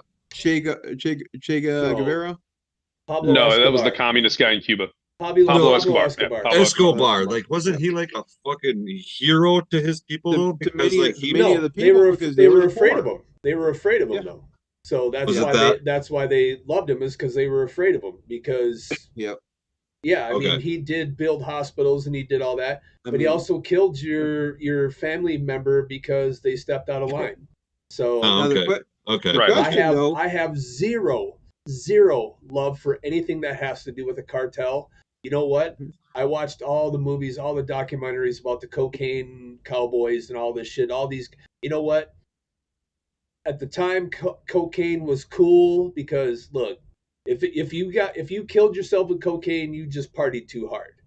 It wasn't like they were lacing this shit with fentanyl back then. Now, these people that are putting this stuff out that is literally toxic to the touch for somebody who may be at Walmart and touch a cart of somebody who had fentanyl on their hands and you could die. You know what? Those motherfuckers need to die. Everybody down to as far down as we have to go to stop this. You know what? I'm all about do to your body what you want. Drugs, whatever you want to put in your body, it's your choice. But death by not your choice because somebody laced something with something that is so strong that it can take down an elephant, you need to go. Sorry, that was my actually, dude, there's a new drug. There's a new drug. Hold on, let me pull it up. I'm gonna say the name here. I have it in a file. There's a new drug. Hey, don't get me wrong, man. I used that to is think 17 times stronger than fentanyl. Hold on. You know, watching all the shit back in the day. Hey, look. You know what? I'm a kid from the 80s and 90s. Look, Pablo Escobar, he was the shit. Okay, all right. Scarface, Al Pacino, he was the shit. Okay, dude. They made drug dealers look cool, but that's not the real side of it, you know? The real windsuits, the sunglasses, the convertibles. Look, first you get the money, then you get the power. When you get the Miami power, Vice, baby. Then you get the women. No, and hey, like Americans love a gangster. No one's going to argue that. The question I have is, at what point do we as a country have a right to go into another sovereign country and bomb their citizens. When the Well, stuff they're importing across our border illegally is killing United States citizens, I am all about an eye for Very an eye and a tooth specific for a Does it- tooth. When they're kidnapping and trafficking our children, or maybe? kidnapping and trafficking our children, or murdering. So y'all are also okay if it comes the other way. If Canada starts bombing American cities and American farms because of stuff that's being grown here that's being exported north of the border. Yes, Well, but the that stuff depends that's being on those, exported, the well, stuff that's hold being on a second. exported north of the border, is it killing people? Same fentanyl is coming from Mexico is coming through us to get to Canada. Yes, but it's coming from Or Mexico, yes. so we should team up with Canada and say, hey, You don't think there's there- Americans helping it along the way? well, everybody that's involved with the trafficking of people for sex or illicit drugs that are on the So- market just to kill Yeah. people are evil. That is So, the so four-letter you're, word. so you're okay with a Canadian making that decision about an American citizen that they believe they're doing that, they can take him out without coming through us at all. Well, So, first and, of all, and Bowler, are you defending these farms that are staffed by a bunch of hired killers I'm not and defending anything. labored I by am a just- bunch I of am just kidnapped saying children? that- Because I mean, the argument can go So- both ways. I am Like, just you saying can that have we one, but need you to can't have have the the other. same. We I need to see have the wh- same standard. I If see we we're won't- both- if we don't want to go to another country, obviously, then we nope. gotta remember other countries can come into us. I understand what you're saying, and you know what? This is obviously something that would be done by the government, so they would have something. They would talk to the government of Mexico and say, "Hey, by the way, we're going to take them people out because they are the number one distributor." Okay, So, if you I get the would government's imagine- approval, so we're okay with the government making these decisions without our oversight. hey, if you're a bad would- person I in would- America, or you're a bad person in Mexico. If you're doing stuff that is killing people, you're a bad person. My concern is always giving the government too much power. That's what it always comes down to me. Okay, Is then anytime you then give as the government citizens, the power to end somebody's life because they decide to, without the people having an overview, I've got concerns. okay, then as citizens, we need to take it upon ourselves. Is that where we're going with this?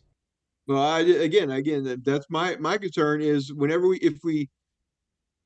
where does it stop? If we're saying, you know what, you can go kill those people there, if the government now comes back and say, you know what, this guy Malcolm Talbot, he's starting to say some things, they're getting people upset, it could lead to some problems for us, we need to take him out. Where does the line I'm get pretty drawn? sure we've Well, all said actually, those I'm- already. I'm Yeah, pretty I sure, have too. That's what I'm saying. So where I'm do pretty we sure draw the that Clinton. line? I'm pretty sure the Clintons have been doing that for the last 15 years. So it's not like it doesn't So- happen here in the United States. So And- I and understand the good intentions behind this argument. Yes. However, the devil's in shameless execution. the shameless reframing, however, is not helping the reasoned discussion. So we're not discussing breaches of liberty. We're not discussing somebody making somebody feel uncomfortable. We're discussing a clearly defined problem. And to your question, Bull, no, I would not be terribly upset with Canada if people were, say, kidnapping Canadians and dragging them back to America so they can work in drug fields under, point of gun against our own laws, and we just weren't going to do anything about it. They've called us. They've said, "Hey, are you going to stop kidnapping our children, or like what's going on with that?" And we were just like, "I don't know. Can't really help you. They kicked our ass the last time we sent our soldiers in. So good luck." Yeah, I would expect them to probably start bombing those sites because what are they supposed to do about it? Just let us keep doing it? Like No, just we sit down and be like, we "No, already- you can have some more Canadian children. We got some orphans over there. That place isn't very well guarded." No, we already said how we do it. We freaking locked down the southern border. So check this out. I found it. Do we still have the problem if the border is locked down? There are, yes, unfortunately, because there are people in America who are probably legitimate Americans that also work for the cartels. And that's very frustrating. There isn't a whole lot you can do about that besides direct action. You appoint and identify people who are going to put together teams, and then you give them the necessary resources, perhaps including drone strikes, perhaps not, to solve this problem. They'll have their orders, et cetera, and you watch the machine work. I don't like it, but on the and same token, I like the problem that exists less. And we let the same people make this decision that said there were weapons of mass destruction in Iraq.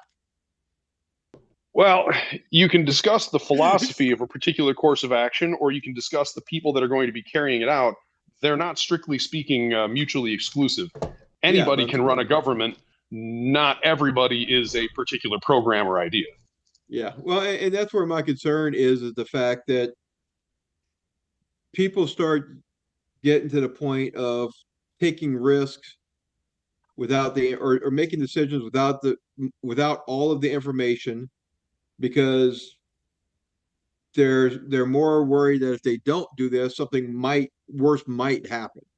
And if it kills a few innocent people, well, okay, but it's not as many people would have died if these people actually were bad. Well, does that make any sense?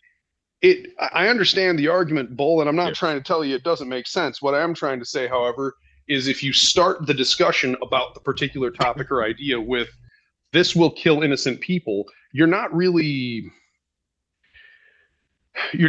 arguing the idea honestly. Because if you just assume, well, we're going to murder a bunch of innocent people and hope that the cost is worth it, you're basically saying that, look at our track record. Well, I'm not saying the track record is great. That. I mean, look at how many innocents were killed in the Middle East. The reason why innocents were, the reason why innocent people were killed in the Middle East is because there weren't weapons of mass destruction there. It is because it's really hard to not kill innocent people when you're declaring war on an idea. And what do you think declaring war on the cartels is? Cartel is an organization. So is ISIS. Where the bar is let's membership, talk about really, the participation. New thing. Yeah, Patrick, you told me about this earlier. So this is the new thing that's coming up to us. From the closest, that would be from Brazil, which is coming up through the southern border, and it is the nitazines. If I'm pronouncing that correctly, and the math that I did on this, it is 17 times stronger than fentanyl. I'm probably one of the first people talking about this. Like, I just got this alert. It's and actually I wonder if I guess I don't know if you can see it, but that is essentially what they look like. So they come in like tablets and stuff, like the nitazines. There's been ODs in like Michigan and Illinois, so it's up here already, and it's coming in at, like I said, it's 17 times realize, stronger. Guys, I play devil's advocate quite a bit. I look at it from. Yep. Okay, I gotta hang on. So as a former illicit drug seller of marijuana in the 80s and 90s, you liked customers, correct? Customers were the ones that gave you money then you give them the product. So if you give them a product that kills them, you're eliminating a customer. Just like that's pretty stupid. Just like in Batman Returns or whatever which one, where Scarecrow comes out of the van and he said, "Hey, I never told you my drugs are gonna, I make money off repeat customers." Wait, I got the line. I got the line if you want me to say it. Please do. Yes. I said my drug would take you places. I never said they were places you wanted to go. Thank you. So, so to me, by now this new one that's even stronger, what is the point? The point is to kill people. That is the only reason this drug is out there now. You know what? There are so many other things that are more effective than fentanyl for pain that we don't need to have this nasty synthetic shit on the market that is killing people. It's got to go. Big Pharma is 99.999% of what is wrong with the world today. Yes. Yep. And it's an opiates, and it falls under the opiate. It's all opiates. It's a crisis. It's an epidemic. It is. It is an absolute. it's getting to the point where I'm afraid to take vitamins, because what if some psycho fuck got into the chemistry lab there at General Nutrients or whatever the hell brand? Flintstones kids. Yeah. What if the Barney Rubbles all of a sudden now all start having fentanyl in them? Can that happen? Of course it can. They did it with Tylenol back in the day. I mean, granted, that was before safety measures, but when they still just had a piece of cotton in them, they didn't even have a fucking safety lid on them. Yep. No, you're absolutely right. And you know, Bull, I'm not trying to discount your concerns, because they are real concerns. They are 100%. You know, there's a lot of emotion about this, mostly because this doesn't come down to just a drug thing. If it was just a drug thing, that's a different conversation, because you can search, find, and confiscate drugs. Believe me, the police do it all the time about shit they probably shouldn't even bother confiscating. And I mean, But if we're talking, if we're talking about a drone strike on a compound, I'm not nearly as against that as taking a pot shot on a car that you think somebody's in, but you may not be completely sure. No. Hey, look. Right. Exactly. If you can stack the bodies on top of each other and drone strike it, put them all in a building. Right. But hitting a building in the middle of the town because that's where this guy happens to be meeting his banker. And that's the kind of shit we did in the Middle East. Yep. Target choice matters, and naturally, like when I think of when I think of, say, reward matrix. Right. Like when I think of drone strikes, I'm not talking about specifically the really stupid idea ones. Naturally, granted, like yes, there is a fair amount of play in what the government does versus what you tell the government to do. So you have to be very, very specific when you give particular, officials directions. Keep it simple and specific. Keep it simple and specific. And so, yes, obviously, you should exhaust all of your other tools. Obviously, we've seen drone strikes, despite our advanced technology, hitting a pile of people that didn't deserve it, and that's horrific. And the people responsible should have some level of consequence for that, despite simply giving the order. Those orders come with consequences, just like authority. And that's what would make me feel better about it, is if we had these accountability measures, but nobody ever gets held accountable. No accountability. No, and that needs to start. If they make a mistake and it kills people, innocent people, it was a mistake that they could have avoided, they need to face justice. You know when we lost accountability? We lost accountability. Oliver North. Oliver North was when it really started going downhill for people taking accountability for their actions. At least that in my memories. I mean, I'm 53, so I that was the time where it was like, you did really bad shit, but you just kind of got a slap on the wrists, even though you did really bad shit. Yep. I'm not good with that. You know what? And this that goes to part of my issues. Again, part of my issues with Trump is there were some pardons he issued out, or for people who actually were found guilty of committing war crimes in the Middle East. But he said, no, these are heroes, and he basically pardoned them. I mean, so there was no. We have to have that accountability, not only for ourselves, but other countries need to see that we hold ourselves accountable, because they're not going to believe in us holding them accountable if we won't hold ourselves accountable. No, well, we lose international space and respect every single time somebody with an American flag. When somebody with an American flag assaulting forward does something horrific on foreign soil to no punishment.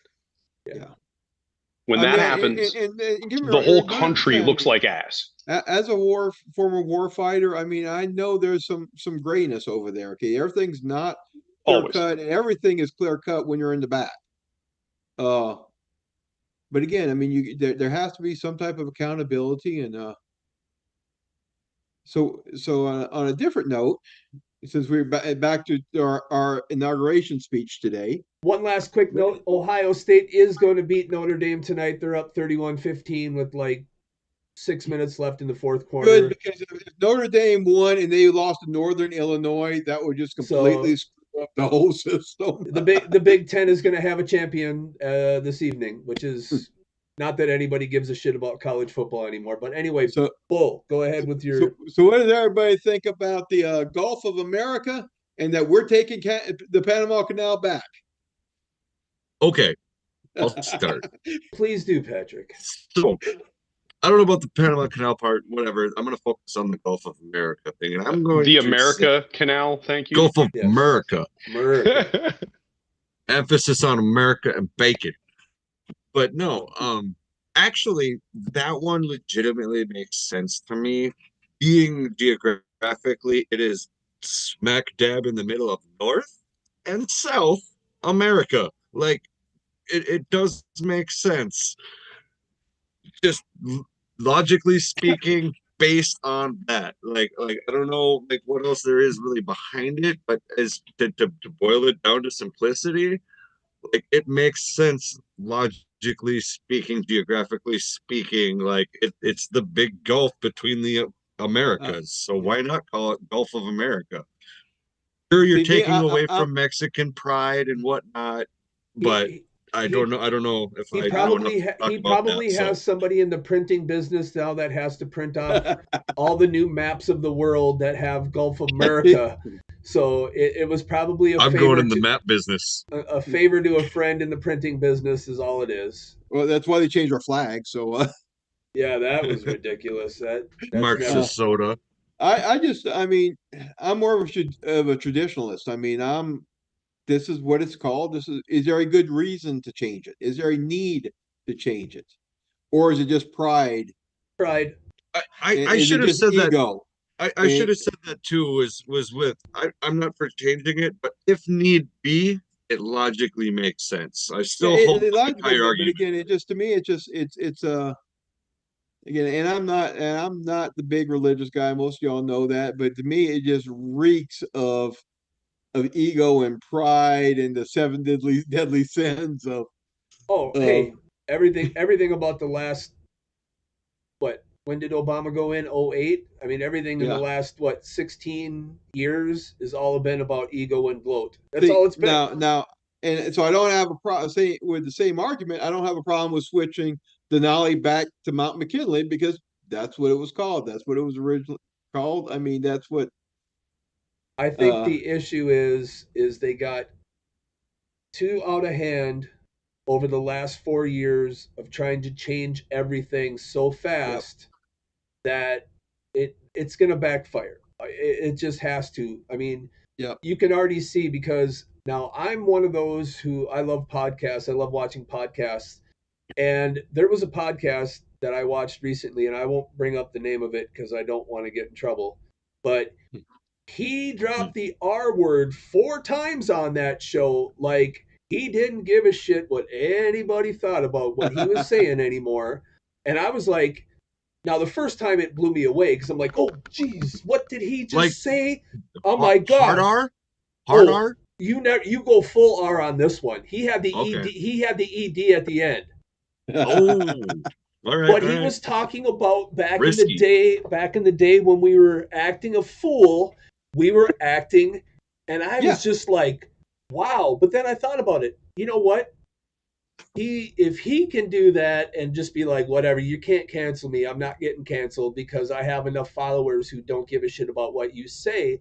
If more people get to that point of the free speech of not being afraid of what to say because of where they work, who their friends are, what their city's constitution is made up of what kind of demographic. If people just say what is on their mind, there'll be so much less bullshit in the world. Just and I could easily see myself slipping with that word. Oh, just look! Again, the time I constantly do. Hey, I'm not gonna lie. Look, when I'm in certain groups of people, I don't necessarily speak the most perfect English, but those people understand me, and I understand them, and that has been our language for 40 years. I'm not changing it.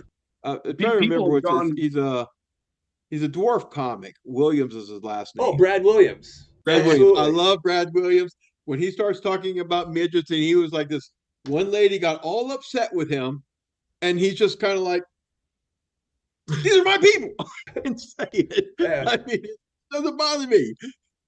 Yeah. I mean, it's just, Yeah. but it's Steven, you had something you wanted to say on that?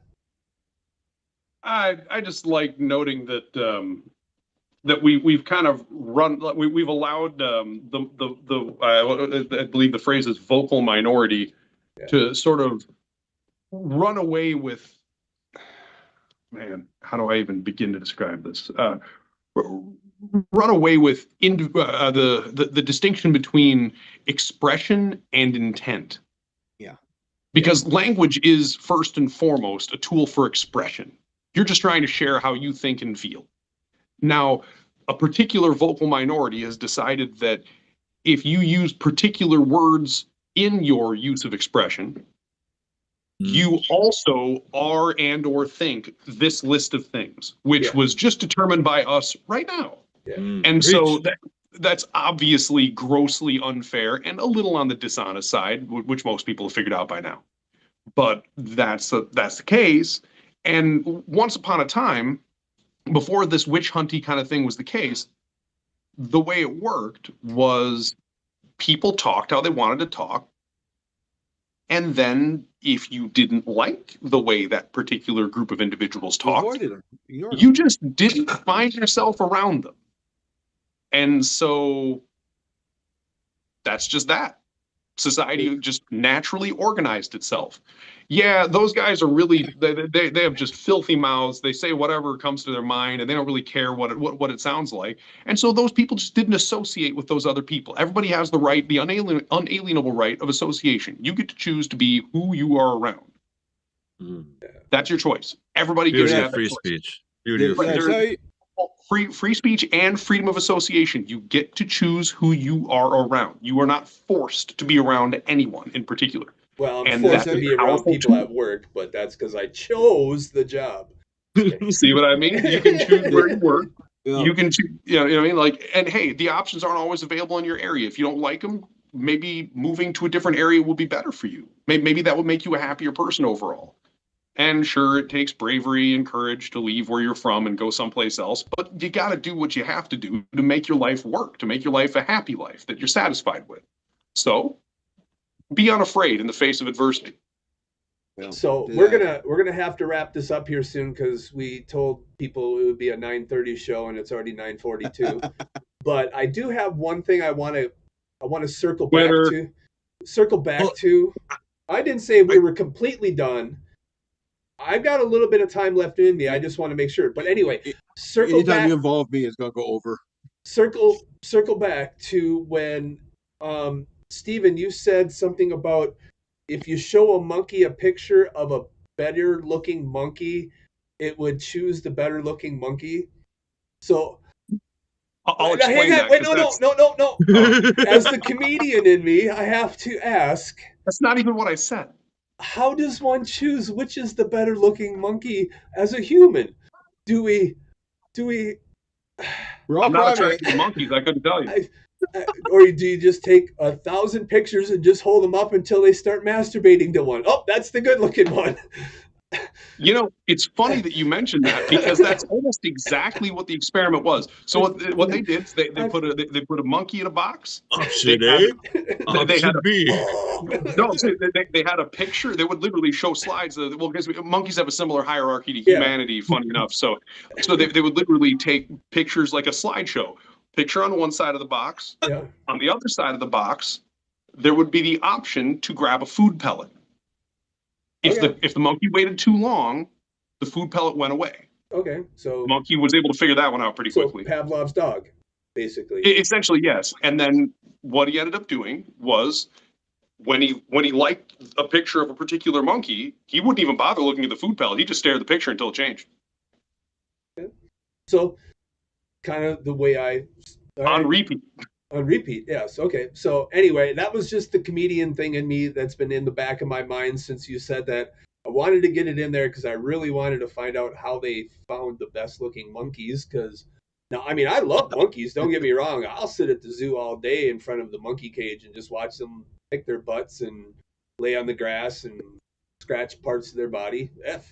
I'll do that all day long. So I guess really what I wanted to have this podcast tonight because I want to know what everybody else is feeling about what we think the direction of America is going to go over the next 4 years. Because we just had 4 years of, I wouldn't say it was great. It wasn't chaos, but it was pretty fucking bad. I mean, like Steven said earlier, it's got to get worse before it gets better. Was that the worst? Are we now going into the better? Or are we just on the tip of worse? It's going to get really bad and then it'll level off and become good. I mean, I guess that's where because I'm nervous. I mean, don't get me wrong. I'm nervous for what's going to happen in the next 6 months. I mean, 6 months is going to decide a lot of what's going to happen over the next, well, for maybe the rest of our lives. No, you're right. I mean, I'm nervous too because I mean, this is Trump's second go around, and a lot of things he mentioned today, or this starts today, And my first thing is, why didn't this start 8 years ago? Why is it today? You've already had a 4-year shot. You've already had a chance, and I'm very nervous about his spending. I mean, one of the first fights before he took office was the fact that you had Republicans who didn't want to increase the debt limit, and he wanted that debt limit eliminated before he came on board. And that debt limit is about the only thing that we have to negotiate to get cuts from the Democratic side. I mean, Trump still added more to the deficit in his 4 years than any other president has in 4 years.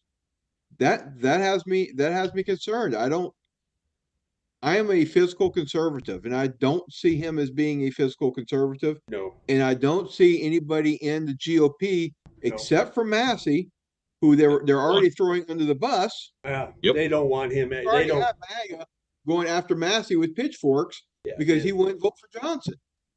Yeah. So I mean, you don't have anybody there with the balls to pump the brakes, and that worries me. I need people in there who's going to say, "Hey, the Constitution is first." Yes, I hear what you're saying, but that doesn't align with the Constitution if that comes up. That's where my concern is Trump loves power. His heroes are leaders in other countries who have ultimate power where nobody will go against him. That's what I think he strives for. That's what scares me. Oh, I'm right there with you, Bull. I think he has shown compassion, and I do believe he's like Jekyll and Hyde. I do believe he believes in America first. I do believe that is his mantra. I believe that has been his thinking since day one. I believe he believes America should be the best at everything we do. But he has to have the power to get us to do that. And that's where I'm afraid of what he has over the next 4 years of power is he's got a lot of crazy ass people behind him right now that are willing to pretty much do anything he said. And I'm not going to bring up any names, but the last name had 6 letters in it. And we knew how that went 70, 80, 90 years ago. It was not good. Well, and I've already had people saying we need to suspend the Constitution and let him run for a third term. No. I've already seen that and saying I've actually had MAGA people saying we need to just frickin' make him king. No, they're that far gone. I bet I'd probably know 3 or 4 of those. Was that? I probably know 3 or 4 of them. Yeah, I think you probably did because you ran my social media for a while. I'm pretty sure you could figure them out. I think. Well, for one, if he makes it 4 years, it'll be a miracle, not necessarily by somebody else. But he's older. He's 81 now. He's 78 or 79. Look, man, that puts him at 83. That puts him at Biden right now. Look, I don't believe somebody that old should be running anything, let alone the country. But do I think the people underneath him, Vance, Mike Johnson, even Trump Jr. or Eric. I mean, do I believe? No, I don't believe any of them have. JD Vance is probably the closest thing I can think of to somebody, if that story is even half true, the Hillbilly Elegy. Dude went through a lot of shit to be where he's at today. I believe he is a gentleman. I believe he's a humble person. And like we had said on election night, I'm not throwing my vote for Donald Trump. I'm throwing my vote out for JD Vance because I do believe JD Vance might be able to do something, but I doubt it just because the power is too big right now. Yeah. Well, we had a lot of people who when him and Waltz debated, said, "Why are these are freaking candidates? These two guys are." Yeah, I'm sorry, but Walz. They will be next time. Walz was the worst thing that could have ever happened to politics, not just Minnesota or vice president, to politics. That is an absolute buffoon of buffoonery. He is probably going to run for a third term. He's a commie shill. I was going to say, I refrain from referring to Waltz as anything that suggests ignorance. And I say that not because I'm a fan. Because you don't want to insult ignorant people. Because, well, there's that. But also because I genuinely think that Waltz is quite smart. He's just taken by a very heavy penchant of malfeasance. And that's why if you think that so much fraud goes on in the state. As in a fool, a buffoon. I did not call him stupid. I called him a buffoon because of what he does. Just like he said, I'm a knucklehead. Okay, well, you just admitted to the world you're a knucklehead. To me, a knucklehead and a buffoon are the same thing. I think he's devious. Oh, 100%. Yeah, exactly. I think he's devious. I think he's, and I think he's going to run again in 2 years. Oh, I'm sure he will. And he'll win because... No, he won't. You don't think so this time? I will burn his ass down. Well, if I will run against him before then, and I will not be Minnesota nice. I will come with I will bring the fire. As another senior enlisted, as somebody who can't stand the man who thinks he's a coward, I will come in figurative guns blazing. Not literal. Let me emphasize that. Yes. Okay. I mean, I think that's the problem people run into, especially in Minnesota politics, is they're trying to be Minnesota nice.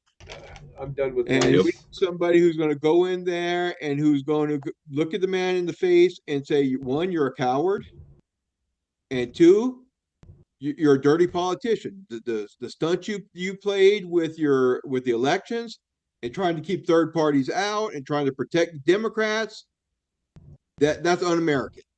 That's unpatriotic. And somebody needs to be able to hit them right between the face in it. And the people I've seen who's running so far, I don't see them doing it. I don't see Tom Emmer doing it. I see him playing politics. He's probably the GOP front runner right now. Philip Parrish, who's decided to run for governor, he's going to be more the religious right. I don't really see him doing it. Isn't he kind of an outsider in the GOP a little bit anyway? What's that? Isn't he a bit of an outsider a little bit? I mean, we need to. Hopefully, they can come up with somebody on their own. I don't have to. That will go in there and get into the pits. Well, I think and I've held this opinion for quite some time now. I think there's at least to a degree. I don't know who it is. I'm not going to put this at the feet of David Hahn. I'm not going to put this at the feet of anybody in particular because I haven't done enough digging into the organization to know personally. But I think that there's at least some level, though likely very obscure and difficult to identify or substantiate. There's a degree of complicity, I think, with the Minnesota GOP in keeping Waltz in office. And I say that because they keep habitually running candidates that are absolutely not going to win. Like, there's no way on earth they're going to be popular enough to beat the guy. Like, the dude has one of the most effective, aggressive voting blocks you've ever seen, in addition to probably not running the world's cleanest elections. Like Not Michael only- Dukakis? Right. See what I mean? Like, not only are the elections filthy, like I don't even want to begin to start. Like to the point that like you may need people to camp outside of voting places so they can monitor and record what everybody is doing after the voting is over and they're moving everything out. But like the point I'm making is not only are the elections filthy, but he does have a genuine aggressive voting bloc. There are millions of people in this state who keep voting for him every cycle like clockwork. And that you can't ignore the fact of that voting bloc. That has to be addressed. And so you have to find somebody who is popular enough, who can inspire enough to actually beat the dude. And the GOP manages to do their absolute damnedest to make sure whoever that is not running. The problem is GOP never runs with anybody who will earn the vote of the independent, middle of the line Minnesotan. That's actually my point. Yes. They angle towards their base. That's the only thing they care about is their base. And I'm sorry, you can't win an election in Minnesota as a conservative by just getting the base. You need to win the independents. You need to win the middle guys who are more maybe physical conservative, but a little bit more social liberal. You can't get on there preaching about God because that's not going to win you an election in Minnesota. Yep. And Stephen, Stephen, you can remember you were there too. Remember the last election when there was a battle between in the GOP of who the candidate was going to be. And it was between Jensen, that guy, and then between who was it that probably actually could have maybe beat? Man, I am dying trying to remember that dude's name, but I know who you're talking about. Murphy. Oh. No, Murphy got drummed out. Murphy got drummed out. Murphy. Yeah, Mike Murphy got early. He was in like the early middle, I want to say. He lasted a few rounds, but right. And right, then that's what I mean though. But he was an example of someone that was reaching out to middle ground. Yeah, but his handlers kept on pulling him back. Well, right. That was Mike's problem. Is his handlers wouldn't let you see the real Mike because he was basically very tightly controlled. He was very, whenever I talk to Mike, and I really like Mike, but usually if I saw him somewhere in public or whatever else, it was very much I don't want people to see the real me. I need people to see what they're telling me to show them. And that's where I always had a problem with Mike is I just never felt that it was the real Mike running until the very end. Right. And I think that's where part of that problem lied with him. I mean, I never really liked Shaw very much. Like the last couple of months, you mean? And look, Scott Jensen wouldn't have anything to do with me until he won the nomination. Once he won the nomination, the next time I ran into him, he came up and gave me a big hug like I was a long lost buddy of his. And that was after one of the parades. And that's facts. I can vouch. You were there for that one. Yeah, we came out of there going, okay, this was like completely different than what we have been dealing with because I was cropped out of pictures with him prior to that. Yep. I mean, we were at this Rocks and Cows thing, and they literally put him on the edge of the picture by himself because I was to his right. Mm-hmm.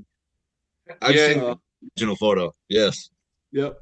Well, one of the big problems that occurred at that particular central event, which yes, I was there, and yes, I was at least a little, if not significantly disappointed, is that enough people who would describe themselves as center right have fled the GOP in the state of Minnesota.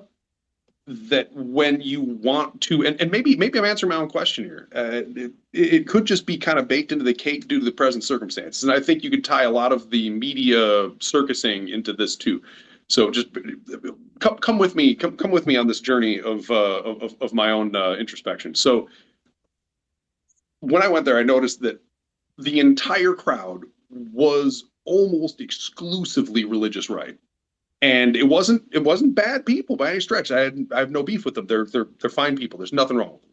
That being said, if the entire crew or most of the crew there is exclusively or very close to or would otherwise cleave to the religious right side of it, they're going to vote in a candidate that they believe represents them, which is how that's supposed to work.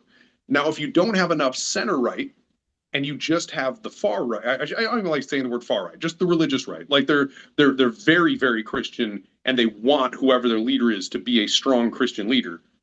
They're going to elect themselves a strong religious candidate. And that's great. It represents them. Unfortunately, due to the way the media has wrangled the populace in this particular state, being in that group has made everybody in it kind of persona non grata. It stokes the divide, you could say. And without the centrists or the right-leaning centrists there, you can't get a good lightning rod candidate that you're going to plant down and watch, every single cultural god of thunder reach down and say, hey, it's this guy, vote for him. Like, you're not going to get that. You're going to get somebody with that this niche group of people really likes, and you're going to have to force it down everybody else's throat because they'll be like, I don't know, man. I'm Christian, but I'm not that Christian. I don't know if I want this holy roller guy running my state. And I kind of disagree with that thought process because I think those people are usually pretty decent leaders, but the stigma is still there. And it drives away all of the whole center. And the center is who you rely on to essentially vote for reasonable people. Well, and if there's somebody that they already accept, even though there's no reason to accept Walz, their friends don't let friends. No. If there's somebody that you can that people in mass seem to accept, they'll stick with that. Even though there are better options, they'll stick with that to avoid the stigma. I mean, like, at least that's what I saw on Egan on the campaign trail because I was out knocking doors for my own campaign. Yeah, and I completely agree. I think and part of it is the caucus system that they use in Minnesota. I mean, that just the caucus decides who your candidate's going to be before it even gets to the primary most of the time. And unless you're already an incumbent with a big money pot, and you know what, we're gonna see how, if I decide to run for governor, and I am seriously considering, I plan to make a decision in the next few weeks. You heard it here first. You heard it here first. Yeah. Right here on We Are the People podcast. But the plan with that is to initially run independent, and basically I'm going to tell these guys I'm a free agent. If you want me out of the race and you don't want me taking votes from me, you're going to have to come here and convince me why I should run under your banner. I'm not going to go over there and beg you to run under your banner. If you're scared I'm going to split the vote, you're going to have to convince me that it's going to be a fair shot. And what are you going to give me to run under your banner? And it'll take that out of the delegates to a certain point, because they have no control over if you're not participating in their game. And I can run as a constitutional conservative and say, you know what, I'll run as an independent Republican, or I can file initially any way I want until in the May I can do whatever the heck I want. In the May, I technically run for a PAC if you wanted to. What's that? Technically run for a PAC if you wanted to. Exactly. Endorsement. Yeah, exactly. So we're going to see how. Well, well, we're going to be doing some other talking, by the way. I mean, we couldn't actually coordinate anything. Of course not. Yeah. I'm not going to say anything else. It'll get me in trouble on video. But so before we end this tonight, once again, the last thing I brought up was, what are your feelings about the next 4 years now that Trump is officially 47th? Like you had said earlier, Stephen, it has to get worse before it gets better. Was the last 4 years the bad, or are we looking at more bad before it gets better? I mean, I'm hopeful that. Yeah, never mind. I'm not hopeful. It's going to be a fucking shit show. Well, I think we're standing. We are absolutely standing before a precipice. because you're absolutely right. Things have been pretty terrible. I think almost every American is aware. Like, without question, opinions abroad. I mean, a country with paid, almost state level pro-Democrat media just elected a Republican. And not just a Republican, the Republican. Like, as much as you might think that he isn't a hardcore, conservative Republican, which he's not, but in the eyes of the leftist media, he is the Republican. This country just elected what the media has been basically calling a demon for the last 8 years. That tells you something, that we are definitely all on the same page, even if we're using different language to describe it. That being said, due to all of the bad from the last 6 to 10 years, very, very specific and arguably kind of rough actions probably going to be required to start to right the boat.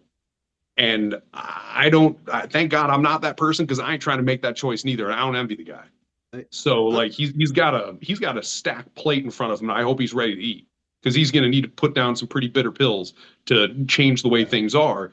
And he's going to have to be very, very exacting on how he's going to execute it, because A, that will be truly how he's remembered for the rest of time. Humanity. And B, it needs to be very, very exacting, because it's probably going to be some rough stuff, and it needs to only be rough on those who that is justified for, not on those who are undeserving. And that's the hardest part, because you're dealing with people here, real people. They suffer, they live, they love, they bleed. You have to treat them with some level of respect and reverence. That being said, our country's in a terrible spot. And some of it involves people, some of it involves financial systems, some of it involves written policy and law. Almost all of which are going to have to be something you could loosely describe as radically changed. Because our law, hilarious. It's a joke. It's an international joke. We hand out felonies like they're fucking sticks of gum. Our particular migration system, it's basically a third world to first world pipeline, so that way politicians can overspend and they have ready-made taxpayers imported from the third world to cover the bill. I don't think anybody's told them yet. They're going to be very upset. Not only that, but we have a massive, massive cultural divide that threatens almost every system that we've put together that's voluntarily participated in. People with trillions of dollars have blown enormous, like historically resounding amounts of money to try to make as many Americans hate other Americans as humanly possible. And there is no way in the blue fuck that's going to change without some serious sweeping motions. They just need to be gentle sweeping motions. Because if you go too fast and you go too hard, especially in the particular mechanism of government, people die. And we don't want any people to die if we can avoid it. So that's why I am cautious, but I'm pretty hopeful. I think that, if he does a third of the things that he says he's going to do, and he does them in a pretty reasonable way, we stand a good chance to at least be looking a hell of a lot better by the end of 4 years. Maybe not too much worse.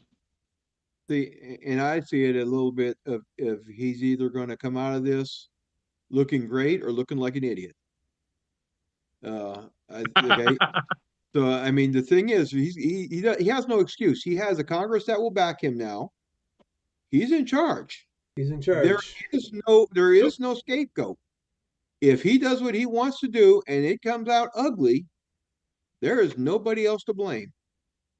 And you know what? And if that does happen, it might be the best thing ever to happen to the GOP, because it will let them get their new start after whoever runs the next election, because he can't run for re-election. So it will allow somebody to come in here if it doesn't work. And if it does work, then whoever comes in behind him, J.D. Vance, just has to ride on his coattails. Make it work. True. Patrick, True. What are your thoughts? I think it's going to be sink or swim. I don't think there's going to be a middle ground. Because if people just come out after 4 years going, I'm about the same way as I was 4 years ago, they're going to look at it as a failure, because he made all of these promises. The golden age. I got to be better off in 4 years, or I'm going to be very fucking disappointed. Yeah, I think that's how a lot of the Republicans feel right now. So I think he's kind of built a tall order for himself. I mean, I wish him the best of luck because I mean, if he does well, the country does well. So I mean, I don't want him to fail. I want him to succeed. But I also want our Constitution to be honored and followed. I'm not willing to give up that for his success. Amen. Absolutely not. Yep. All right, Patrick, your feelings. Yeah, pretty much that exactly, because that was one of the things that I would thought was a bit contradictory was a couple of the things he said, and then he said we're going to honor the Constitution. But no, I'll say the first same thing that I said 4 years ago when Sleepy Eye Joe came in, that nobody's hoping for the captain of the ship to fucking crash and burn. Nobody's doing that. Like I wanted him to, I wanted him to come in and not be a dipshit and do good. But that's not what we got. I'm being vague on purpose. But same thing. Hope he does good. Hope and to echo the third sentiment of a third what he does if he does good, but let me add pending which third. But yeah, I don't know. We'll see how it pans out. I'm honestly not too feeling strongly whatever, like it's we'll see how it goes. Hey, but let's just wake up let's tomorrow. lighten this up a little bit. I have one thing I want people to ponder upon is I don't know if you've heard about this new theory going around. Lizard people? But Elvis is still alive. Lizard people. Supposedly. And Elvis been pretending his new persona is Donald Trump, supposedly. Like, check this shit out. Like, we're gonna dig into this next week. We're gonna dig into this next week. Oh, Jesus. We're gonna have a little conspiracy corner to break this down. Actually, no. The last conspiracy, I actually am gonna start wearing a tinfoil hat here down in the basement. I told my wife 3 nights ago, Tuesday night, we were watching TV on the couch, and I just looked over to her and said, look, before 2026 gets here, we will have an alien invasion or an alien contact. She's like, what? I said, guarantee it. Before the end of this year, there will be an alien lizard people somewhere on this earth that will come out. And she's like, you're nuts. I'm like, it's coming. Trust me. Everything else is look, everything else, why not? Just give me my lizard people. I just want to know that they're here. That's all I care about. Elon Musk, take the mask off, Elon or Mark Zuckerberg, whatever, with them eyes that are all the way out here. Yeah. I don't like him. I do not like him. I'm glad you said lizard people, because we've been having an alien invasion for years. Well, yes. Oh, man. Wrong alien. That was low-hanging fruit, man. That was low-hanging fruit. That was good. Ladies and gentlemen, thank you to Bull Johnson for joining us here tonight on We Are the People podcast. And, of course, to Stephen and Patrick and myself, Mick, I want to say, everybody, thank you very much for putting up with us for 2.5 hours here of talking nonsense. I hope you got something really good out of the podcast. And please, if you have any questions, put them on our Facebook page, We Are the People on Facebook. And we will see you in the very near future. Have a great rest of your week.